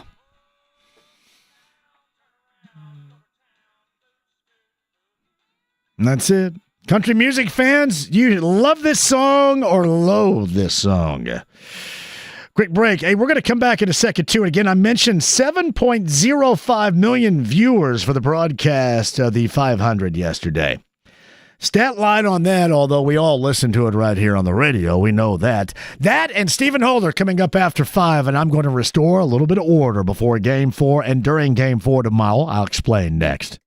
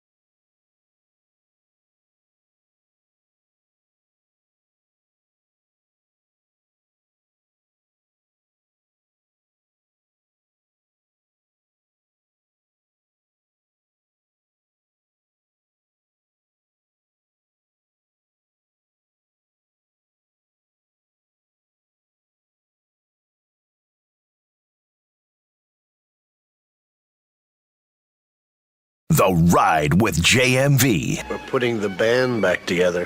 Forget it. No way. We're on a mission from God. 93.5 and 107.5. The Fan. Yeah. I don't think our execution was great. I didn't do a great job of getting downhill and, just making plays. I got to do a better job there. I think I'm relied on to do a lot down the stretch of games, get guys in the right positions. And I feel like I didn't do personally a great job at that. I think especially Pascal had it going there. Probably should have gotten the ball a little bit more. But I feel like we got some decent looks, but we can definitely be better there. Execution down the stretch, we can definitely be better, and that starts with me. So, you live with it, you watch film, and you get better, and you prepare for Game 4. Tyrese Halleburton, Game 4. They're going to have the added advantage, as I said a little bit earlier. I went home yesterday. I came in here in 30 minutes, leading up to the pregame show, after being out at the track beginning at 4 a.m. and being on from 6 until 11. I said, you know what? I'm going to go ahead and watch this from home tonight, which turned out to be just a spectacular mistake because clearly they needed me. So here's what's going to happen tomorrow. I'm going to Coach's Tavern at 3 o'clock and doing the show live, and I'm going to do what I normally do, leading up to the start of the game at Coach's Tavern. And as we all know, when I go to Coach's Tavern and then go to the field house, good things happen. So I am going to be there, and I will restore order. And I'll even put on those awful Yes Sirs Nation shirts in this gold out. I'm there to restore order, and I'll be dealing with, I'll have some nose plugs because the BO stench of the blue and orange in the building with the flood of those fans. That's going to happen. That's part of the byproduct of them winning Game 3 is if the Pacers end up closing that, playing in the fashion offensively, playing as you should, and really that's exactly what Tyrese Halleburton was saying right there. It's what I talked about the entire day so far, what I tried to tell people last night and then again this morning. The real issue with this team, not the stupidity that some clowns think that just started watching the Pacers in the postseason because you couldn't get them on TV because you cut the cord and then whined and cried about the Pacers not being on the cord that you cut. So you didn't see them until now, and you don't know. So that's why it was appropriate for me to drag my ass in here today and then educate you on that. Is what they didn't do, and this is the reason why they lost. And Tyrese Halleburton, a couple of different times in the last hours, we played back what he said after the game, has expressed the same thing that I told you was going wrong. But I'm going to do my best, because whenever I go, the good things happen. So I'll be rocking the shoes. I'll begrudgingly put on that awful Yes Sirs Nation gold t-shirt. And we'll start at Coach's Tavern, Tommy S.'s place, with Zinc coming up tomorrow afternoon beginning at 3. So the other thing I have to have is full participation from you as well. So make a note of it. Make sure you join me at Coach's Tavern coming up tomorrow. Pacers still up 2-1 of the best of 7 and still can put this thing in a great position with a win tomorrow. But an even better position had you had a second half that did not entail scoring all of 42 points. 38 in the fourth, if you remember back on Friday night. Yeah, 42 is not going to get it done. Meantime, on the Andy Moore Automotive Group hotline, we'd like to thank him for joining us on this Memorial Day Monday from ESPN, ESPN.com. He is Stephen Holder. Hello, Stephen. How are you? I'm doing well. How are you, sir? Did you have a spectacular Central Indiana soak-it-up type of weekend at all, or did you get away from things? Yeah, I mean, I did. I kind of low key, but I had a good time though. But just caught up with some people, had a few drinks. Sweet. The kind of thing you're supposed to do. It's kind of sounded like what I did too. By the way, you brought up Low Key. Do you remember Low Key, the R&B group from the 1990s? Oh my God. Vaguely familiar, but I couldn't tell you a song. Oh, well, I'm going to tell you right now. Maybe because Mike Wells comes on here Friday, right? And belts out these slow jam R&B re-entries. if you've heard that before. Storm Wells. The Quiet Storm, Mike Wells. So I oftentimes will go with Low Key. I got a thing for you, James. I got a thing for you, baby, by Low Key. I think I remember for you, baby. I remember this. Yes. Okay. That may go down in history. You know, if we're not talking about Freak Me by Silk or Knockin' Boots by H-Town or Meet Me in the Bedroom by Silk or by Boys to Men, maybe going down as some of the best slow jam R&B he-in and she-in music of all time from the decade of the 1990s. Low Key. I love it. And I got a thing for you, baby. James, have you located it yet, Low Key? I had to figure out the spelling of it because it's not spelled the way I was you thinking. on it right here? Because we got to get this going for Steven. If I'm going to be in here on Monday, we got to have a little bun. Tell me when you want. And it's not I got a thing for you. That would be the dorky pronunciation. It's I got a thing. And we got to walk up, talk up to this. Crank this up for Stephen Holder, who wants to bring back the flood of memories, trying to close a deal with this in Low Key, James. Here it is.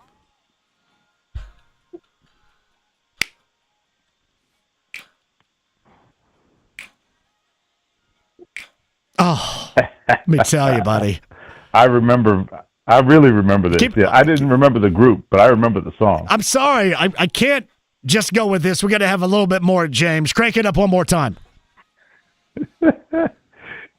I believe he starts out saying, Doc and Lovely. Hold on a second. Yeah.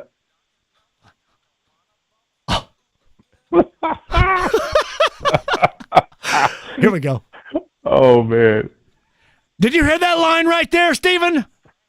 I want to spank. I want to spank you. I want to thank you. Which do you do first? You spank or you thank? I may be getting aroused right now. I love it. God, this is a great song right here. I'm going to tell you what. Back in the 1990s, if you played this and you couldn't close the deal, then you just weren't closing any deal. You know what I mean? I mean, you talk about romance, right? Oh, my God. Spank you and thank you. Yes. I mean, she can't say no after that. No. You also mentioned you also mentioned Knocking the Boots. That was H-Town. H-Town, right? And I mean, you talk about the way to a woman's heart and say, hey, I want to knock the boots. Yes, right? yes. Well, it's very flattering. I love it. Very flattering 90s comment that we used to make back then. Yeah. We used to make very, very low key. Well, there we go. Low key. Romantic music like that. Yeah, exactly right there. Knocking the boots and spanking, but nice things like that. It is sad that sometimes that low-key song is forgotten about. Because, I mean, Mint Condition with Pretty Brown Eyes, that also gets a lot of love as well, right? Soul for Real gets a lot of love. Shy and Comforter gets a lot of love with the slow jams for the 90s, but that's always forgotten and a great one. I actually have that album on CD. You believe that? Well, yeah, I probably got a lot of CDs that I forgot about, so I do believe that, yes. I have them. I just don't remember what I have. They're in the basement somewhere. It is great. I know you've covered the Pacers a little bit. I do want to double back to that in just a moment. What did you think about Game 3 and all that entailed, and now the Knicks obviously back in the series down 2-1? No, I mean, it was a situation, I think, look, the Pacers did everything wrong in that second half. Just about everything. And I think the first thing is just the obvious thing is a couple obvious things. Number one, I mean, the Knicks dictated everything in terms of pace in particular, right? So their defense, the Knicks defense had a lot to do with that. I thought the Pacers let themselves be really bothered by the Knicks defensive intensity. So they weren't moving the ball the way they typically do. They were getting bad shots as a result. The game slowed down. Like, all of it works against all of the things that work in the Pacers' favor, right? And then, frankly, the Knicks really executed. When the Pacers had that run in the first half, certainly they were pushing, but why? A couple things. Bad shots by the Knicks in some cases, and they had some turnovers in there too that allowed them to get out and get fast break points.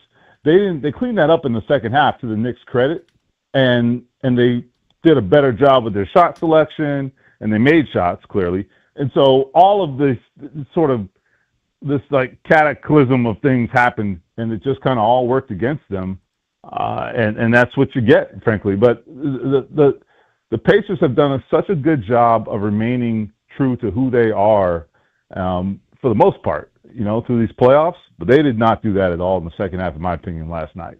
It's Stephen Holder of ESPN, ESPN.com on the Andy Moore Automotive Group hotline. The good thing is that I'm restoring order coming up tomorrow night. And that's right. Yeah, everybody should be excited about that. OTAs starting coming up later on this week. Is that on Wednesday, I believe? Stephen, is that accurate? It is scheduled for Wednesday. Look, I will say I haven't heard any updates on this, but right. I'm interested to hear what the plans are for Jim Irsay and services, et cetera. I would imagine, again, this is me talking, I would imagine you would see the team attend en masse on that. I can't imagine that it wouldn't be something where everyone shows up. The whole organization is going to show up, right? So I think this week's schedule is a little TBD, I think, until we know more. But they are scheduled right now to be on the field for practice, real practice. I mean, without pads, but practice that we can watch, we as media can watch on Wednesday afternoon. So interested to see what that looks like. And it'll be interesting also to see what it means in terms of how they divide up the reps with the quarterbacks. Does one guy take the first team reps one day, the next day the other guy? How do they go about that kind of thing? All of those little questions that we don't have any indication on yet, we will, hopefully get some indication on. We're also supposed to hear from Shane Steichen as well. So, but again, we'll see what happens on the Irsay front. I'm interested, not to ramble, but I'm interested to see if there is a public, an opportunity for the public to come pay their respects. Yeah. Because I know that he would probably want that, don't you think? I was thinking the same thing. I would think that's a must. Yeah. Like, couldn't you see them, like, opening up Lucas Oil and saying, everybody just come on out, I have no idea if that's in the works. I'm just talking out of my rear end, granted. But we know who he was and the kind of person he was, and he loved his fans, right? So I would imagine that would be right up his alley, and he'd be, wherever he's at, he'd be sitting there watching it from afar saying, yep, those are my people, right? So I'm interested to see if that happens, and I think that would be great if they're able to do something like that, that allows, the many, many thousands of Colts fans who I'm sure would love to do that and pay their respects. I'd like to see if they're able to pull that off. I don't know. We'll see. Yeah, so much as to what we have talked about, and certainly talked about the day after a week ago Thursday. And Stephen Holder's on the Andy Moore Automotive Group hotline. At times I feel a little bit overwhelmed about where to actually begin with, what he has meant as an owner to Indianapolis, the state of Indiana, so well beyond football. I think that's true. He was really in a class of his own. I mean, I have dealt with a lot of NFL owners over the years, and the one thing they don't want any part of is media. And frankly, they want to be behind the scenes, even though they are certainly running the show. They don't like to be out front for the most part, right? There are the exceptions like Jerry Jones. With Jim Irsay, I don't even think it was so much that he wanted to be out front, even though he was by nature out front a lot, right? Just because of his personality. But I just think it was, for me, it was more about just the difference in his makeup and his personality versus the rest of, or the majority of NFL owners, right? There are owners who have no interaction with the public, who never talk to the media, who you don't have really any interaction with in terms of knowing anything about them, even, right? And so here is this guy who is as colorful as they come, is an open book, has no secrets for the most part, right? I mean, do you remember, somebody brought this up the other day. In fact, I was talking to Mina Kimes at ESPN, because she brought this up about how Jim Irsay took on Dan Snyder. Do you remember that? the former Washington owner, Yep. right? And he basically was like, you know what, man, I'm going to squash you like a bug. We don't like you, we don't want you, and we want you out. And then, if you recall, Dan Snyder allegedly was making some threats that he was going to start leaking dirt on NFL owners in retaliation for this. To which Jim Irsay said, "Ha, go ahead." So it was hilarious, in fact. And I thought about that. I was like, I had totally forgotten about that. It's like, you can't blackmail that guy. You can't blackmail him. And I loved that about it. He was like, oh, yeah, you know what? I told the world about my dirt, so what are you going to do, right? So that's a fond memory that I was reminded of the other day. So Stephen Holder of ESPN, ESPN.com. He is on the Andy Moore Automotive Group hotline. So I'm sure we'll find out something, and I'm assuming at some point it's going to be collectively available for the people in and around Indy, but I'm sure he'll be one of the first to tell us all about that. You know, DeForest Buckner was out there walking the red carpet at the 500 pre-race festivities yesterday, and I was just kind of taken by this. Some dude had a football ready for him to sign there. And maybe a football who brings a football to a race? Well, that's a weird one. I guess maybe if you're camped out somewhere and you're throwing it around, maybe. But it was weird. Unless it was calculated, he probably figured there'd be some Colts folks on the red carpet, maybe, and so opportunity. I will say, look, you've come down to the combine every year. You know, and there's those memorabilia guys over in the corner every year in the convention center. Those guys, they're unbelievable, man. They're prolific.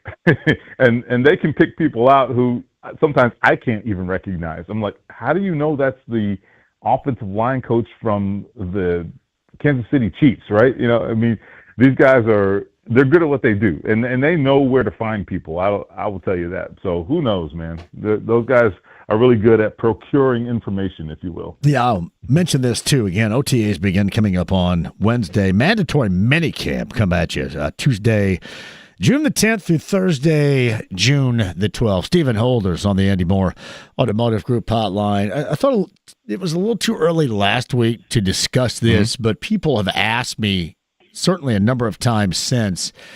Irsay Gordon has been, for a lack of a better description, training for, a takeover situation here for a number of years now.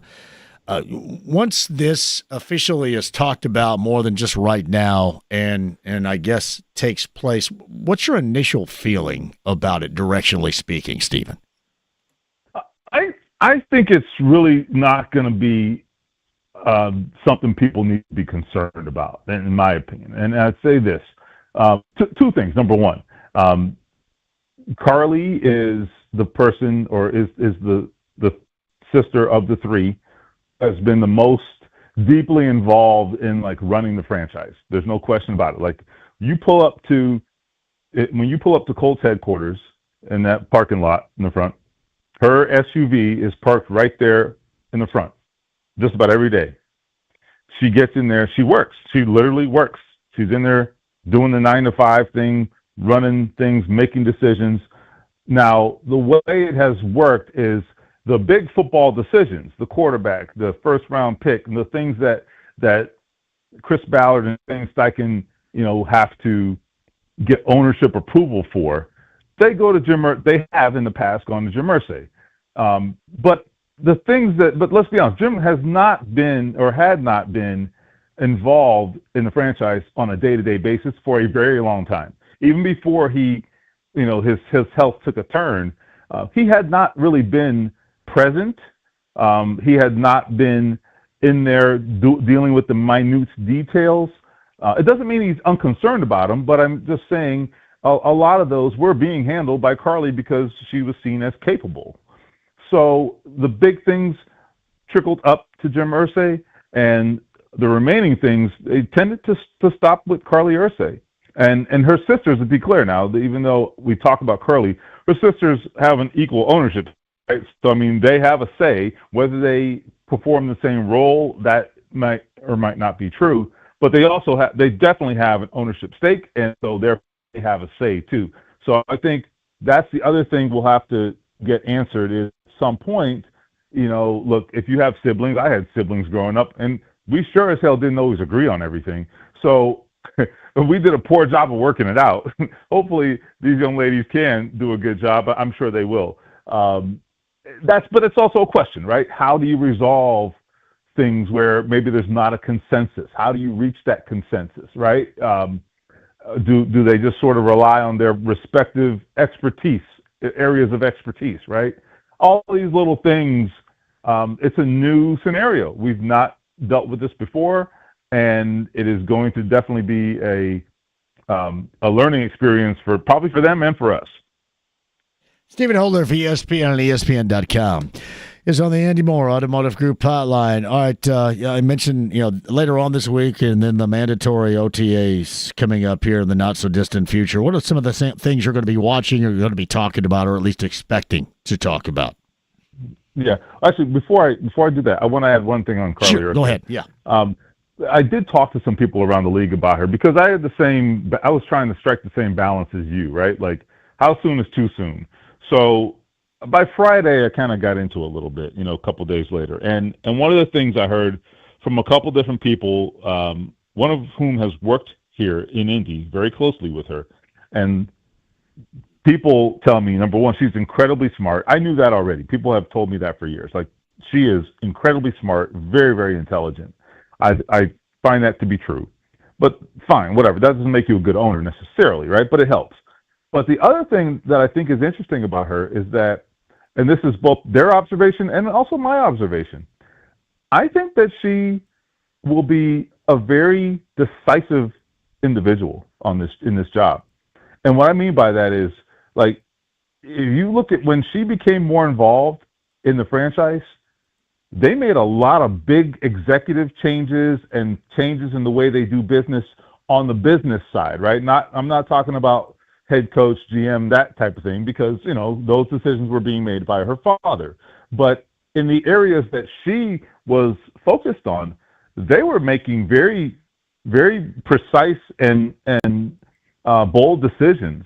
In some cases, people who had been there a long time were not there anymore, right? And so I think that speaks to her willingness to make changes. And I'm not saying firing the head coach or GM. I'm just talking just generally, right? You have to make a lot of hard decisions when you own a football team. And some of them are emotionally conflicting and all of that, right? I think she will be able to handle that. And obviously her sisters have been involved in all these decisions as well. I think they should not be, as someone told me, do not underestimate Carly Irsay. And I think that point was really stressed to me, and I think the listeners should know that as well. So anyway, sorry for the speech. Real quick on OTAs, I think I want to see a couple things. That offensive line's got to start building some continuity there.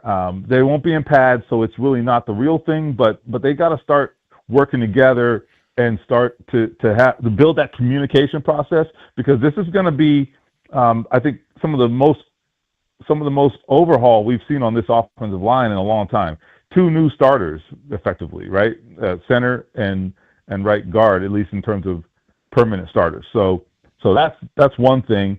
One guy we haven't talked about a lot, but I'm interested to see what happens with is, has A.D. Mitchell made any progress? And maybe practice isn't the time to tell, because he did a lot of things in training camp last year, and none of it translated to the game, unfortunately. But just generally speaking, I mean, I want to see if he's made some progress, and has he, in terms of the mental part of the game, has he made any progress there? And then defensively, everything's going to be new.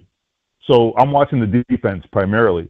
What are they stressing? What types of coverages, what types of techniques are we going to see that we haven't seen? It's going to be very, very different, and I want to see what the lineup combinations are. All those kinds of things that really are completely wide open, and you're going to see a completely new look on defense. And I actually am looking forward to that, because I think that'll be fun. Stephen Holder of ESPN and ESPN.com. He's on the Andy Moore Automotive Group hotline. It is always a pleasure. We'll double back next week and see where we are as far as OTAs and then in preparation for mandatory minicamp and get started in a little summertime activity, I guess, coming up here in the not-so-distant future. Yes, sir. Yep. Lots to talk about. Appreciate you, buddy. Thank you. See ya. So, Stephen Holder on the Andy Moore Automotive Group hotline. I mentioned this a little bit earlier, and we care about it on the radio here, the race. Best broadcast ever. Now, the blackout was lifted on Fox here locally. Nationally, the number was 7.05 million viewers. Most watched Indy 500 in 17 years. So this goes back to 2008, 7.245 million viewers. Up 40% versus last year's Indy 500. If you remember, a year ago was a smidge over 5 mil. Now, it was also delayed because of weather here, much like this one was, but more significantly delayed a year ago. 8.4 million viewers was the peak audience from 4:15 to 4:30 yesterday. That is the national Fox broadcast of the 109th Indianapolis 500 yesterday. Quick break. We'll come back. I've got a couple I want to get to coming up on the other side, and we'll get to the top of the hour as well. Do not go anywhere. Coach's Tavern tomorrow as the host of this show and your good friend attempts to, and we'll get it done, restore order. After last night's second half debacle, game number 4, and we'll swallow the pride, slap on a Yes Sir's Nation t-shirt and a gold out. Coach's Tavern beginning at 3. I want you guys all to join me because the party is on leading up to Game 4 of the Eastern Conference Finals. Pacers up 2-1, best of 7. Again, that's tomorrow afternoon. Coach's Tavern, our good friend Tommy, you know, is a combination what we have done and brought to the table during our viewership opportunities together at Gainbridge Fieldhouse. Yeah, we can all soak that up tomorrow and have some fun, too, with Zinc. Again, tomorrow, Coach's Tavern beginning at 3, 93.5, 107.5 The Fan.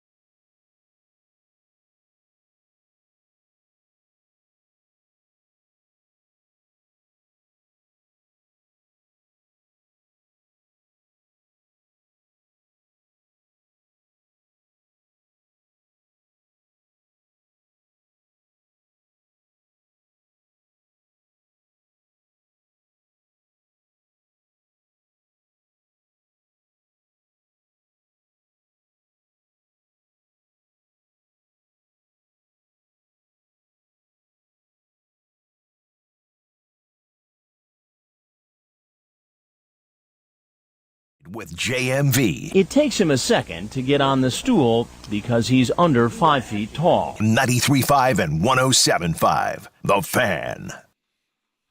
I mean, look, you lose a guy like that, it affects your ability to close a quarter, so maybe there's a factor there, but look, we're not going to make excuses. I mean, we've come back from big leads, we lost a lead today.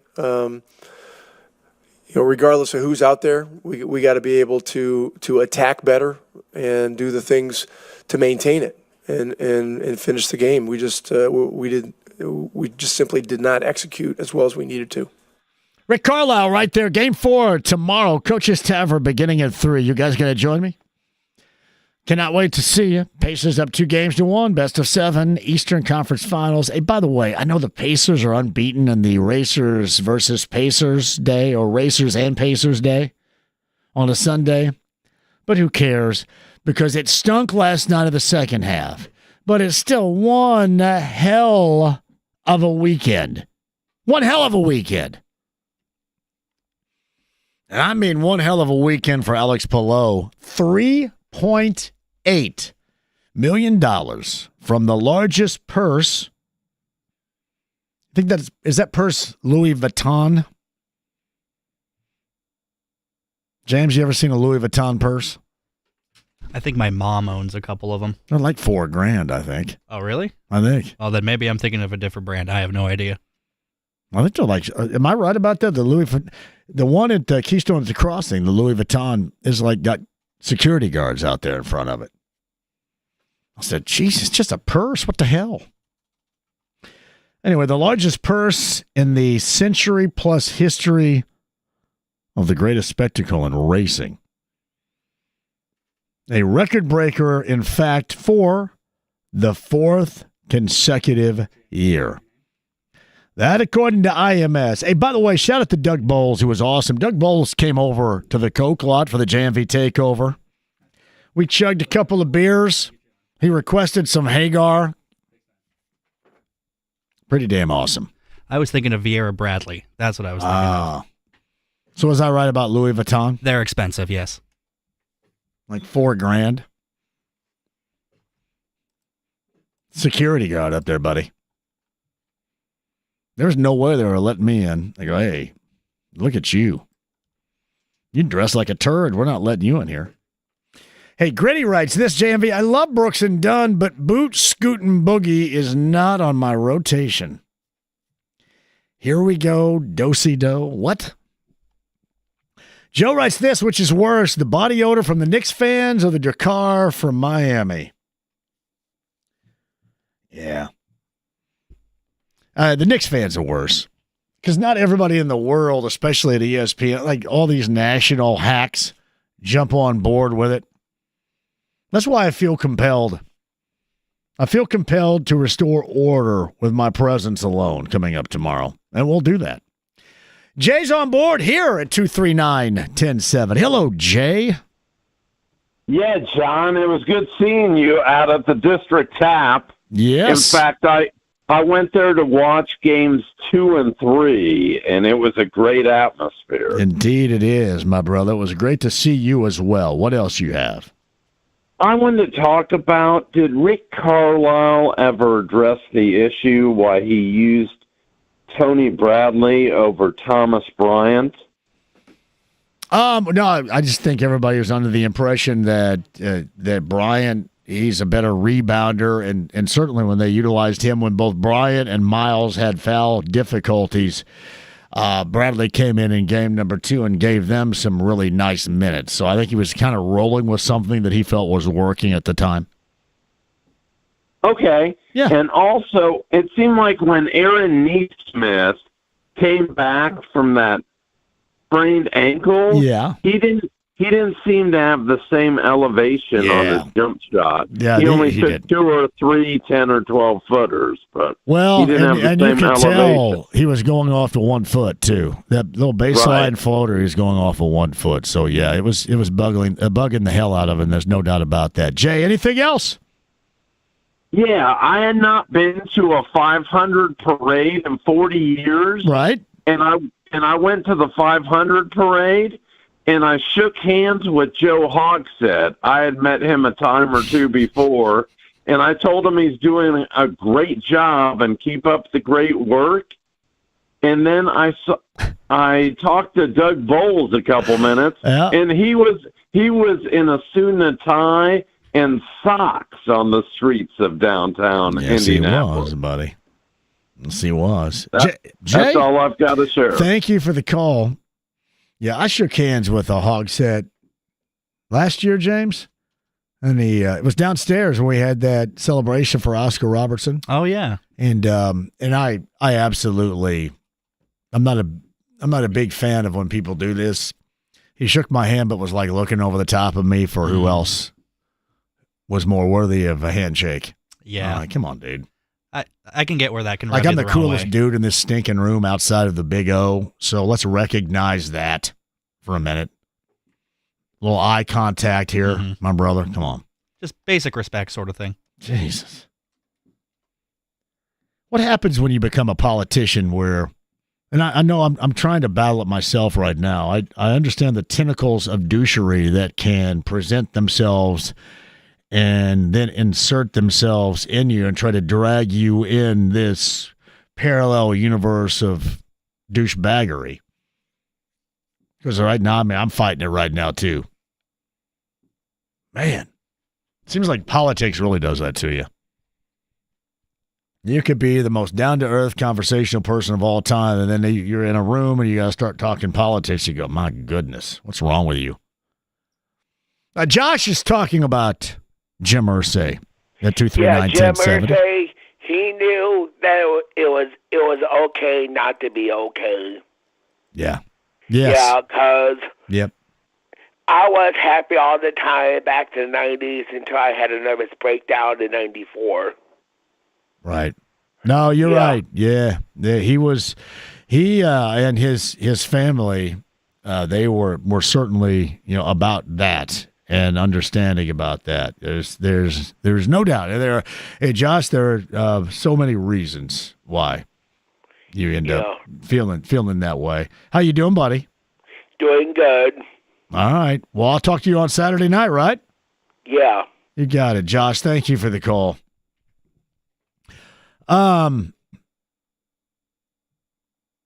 to go. I just saw this. A lot of NBA feedback on the Pacers being the it team next 5 years in the East. I think that opportunity is there. I said this. By the way, Caitlyn Clark's going to miss a minimum of 2 weeks with a quad strain, which is not good. But I had mentioned this when we were going into it, that I think for Pacers sports and entertainment, this is still an exciting time, even with that second half, that fourth quarter, if you will, disappointment of last night in Game 3. But there is so much to be happy about the direction in which they're going right now. This could, to me, this is going to be a golden era. And I saw SPT add to this, Halleburton, Neesmith, Nembhard, all 25 and younger, not yet in their prime. The future is unlimited. Even with Miles and Siakam getting older, this is more people blanking onto the Indy market than anything. I think it was a Bill Simmons podcast. We had to record well before Game 3, so we tackled a bunch of bigger picture NBA stuff. And it was about the Pacers being the it team for the next 5 years. That opportunity, along with the fever, is absolutely in hand right here.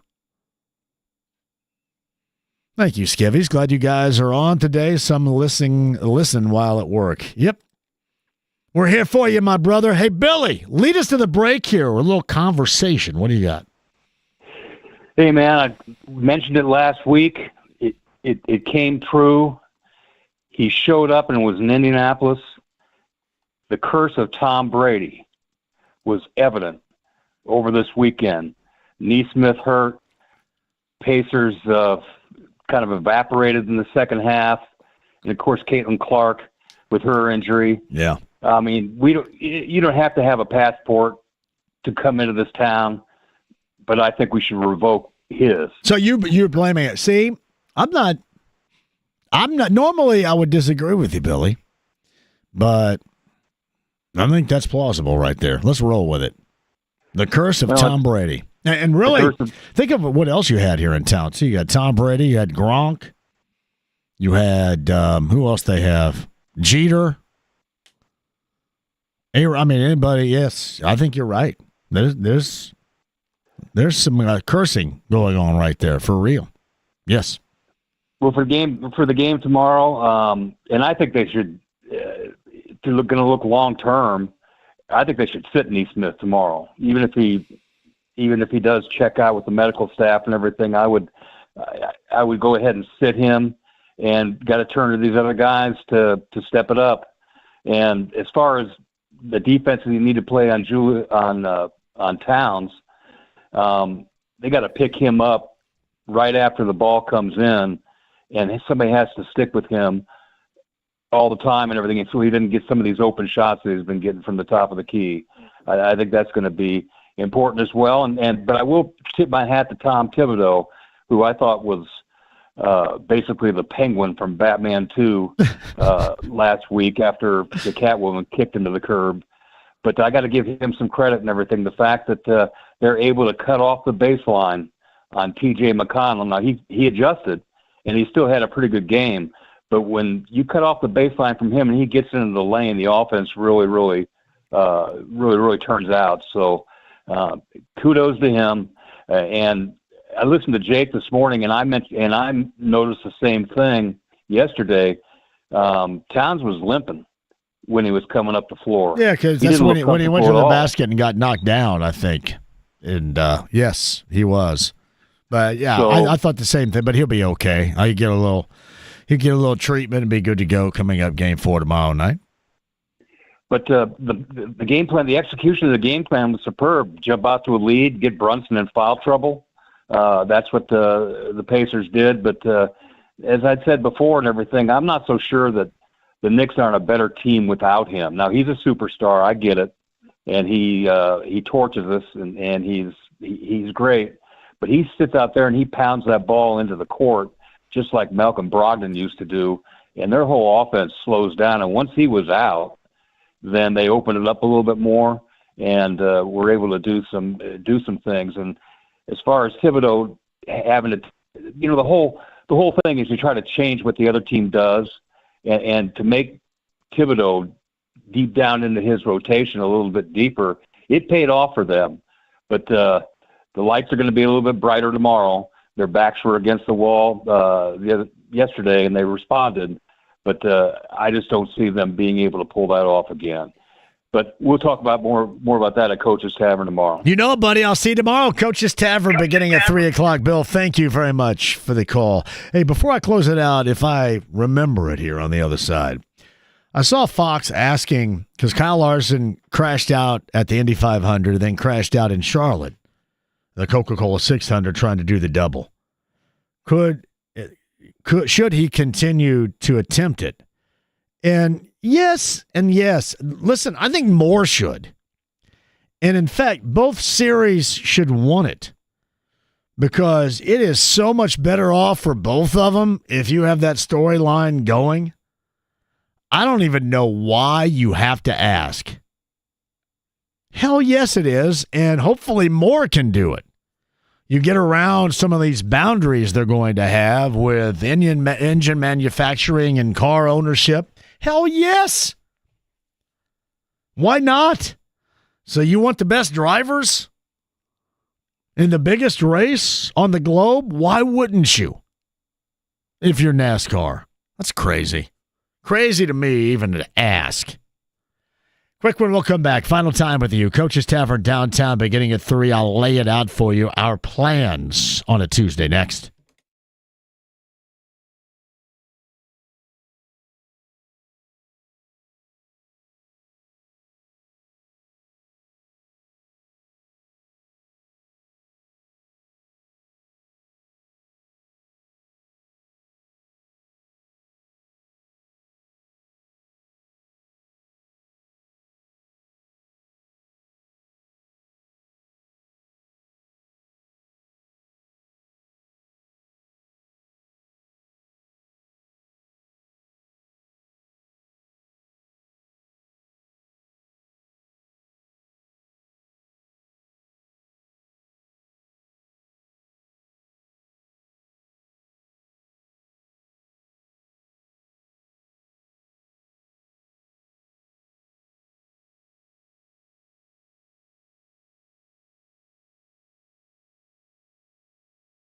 JMV. Oh, wait just a minute. Didn't anybody knock anymore? 93.5 and 107.5. The Fan. Caitlyn Clark has a quad injury, minimum of 2 weeks. It was like the shortest break of all time. Thank you guys for hanging around with me today. Yeah, one of these days I can't wait for a day off. When's that going to happen, James? Like anytime ever? No, I had a great weekend, honestly. Really did. With everything. I don't even know where to begin with thanking people because so many were helping out the cause for us to have a great weekend. But man, it was. Bronze Fun Time Campers. I talked to Austin. Man, it was great. Great time out at the Coke lot. Sean, who was the supervisor of the yellow shirts, who was really cool about our situation this weekend at the Coke lot. Thank you very much. Everybody around us, incredibly cool. And that is something, if you're asking, that is definitely something we will do again. It was that much of a blast. So cannot thank you guys enough for being a part of that. Really all weekend long. You go all the way back to Wednesday at the District Tap on the north side. Great day for that. Yeah, Thursday as well. Thursday at Dawson's on Main, even with the awful news regarding the passing of Jim Irsay. Had a great time at Dawson's on Main with Brent Halverson, and then came back on Carb Day. And to me, one of the more significant moments, as I explained to you over the course of the weekend, was taking 3 of our veteran listeners, and I mean the vets that have served, because Brett Michaels was on this show last Wednesday, if you remember, and had mentioned, hey, come backstage, bring some veterans with you, and we will recognize them up on stage, and that's exactly what Brett did at the Carb Day concert, which was awesome. Also, too, being out there, that Carb Day concert was the biggest that I had seen in a long time, crowd-wise. Anybody else believe that, too? Well, a ton of people there. Now, I did not see it yesterday. I just got a little feedback from my son, Blake. Apparently, the snake pit was pretty fun. That was Millennium and some dude named Kazo. EDM, not ED. That's something completely different. It is not a form of entertainment called erectile dysfunction. It is electronic dance music. But evidently, and you can see the fun that everybody was having over there. That was one hell of a time yesterday. So shout out again to Doug Bowles. Doug Bowles, I mentioned Tyrese Halleburton being such an orchestrator for the Pacers, which he is. But Doug Bowles is the orchestrator for all of that. And the stuff that he had to put up with this week, with the Penske sanctions and punishment, and then still being himself and being out everywhere, there is nobody more perfect for the job, both the Speedway president and the president of IndyCar. His level of guidance and leadership is absolutely perfect for that gig. Coming out to the Coke lot, chugging a couple of beers with me. Just one hell of a time. Just a great dude. And I thank Lisa, his assistant, for helping us get the veterans out backstage. Genesis, who was also a part of that. But it was a special weekend. Tony Hill of Dawson's on Main, who saved some spots for us to watch the Pacers and the Knicks in game number 2 Friday night. We were just there the day prior. But, man, it was a great time. Dawson's on Main is just such a terrific place. And not just in terms of Speedway, but in terms of any place. But it was a great weekend. The Bronze Fun Time Camper and the Coke lot. The race yesterday, the pre-race show beginning at 6 a.m. going to 11. I had to miss out. I did. Yeah, you guys were asking. I went to a little Gina Glaros family party a little bit earlier today. Yeah, well, I mean, no. I'm like the older brother figure right here. But I met the entire family. Had I been there any longer, I may have been even more hilarious on the show today. But yeah. There a lot of ice cream? There's a lot of ice cream, yes. I think there was a Sunday bar from Handel's there, too. Handel's, by the way, getting a new location up in Zionsville. Nah, great family, though. Good time to be had by all. James, great job out of you today. Coach's Tavern beginning at 3, coming up tomorrow. You guys going to join it? You know what? You better join us. I don't want to hear about you if you're not going to join us. Because I am there, and then going to Game 4 to restore order. Yeah, you got Western Conference Finals coming up tonight. Game 4 tomorrow at the Fieldhouse. Full detail beginning at 3 at Coach's Tavern. I cannot wait to see you tomorrow. 93.5, 107.5, The Fan.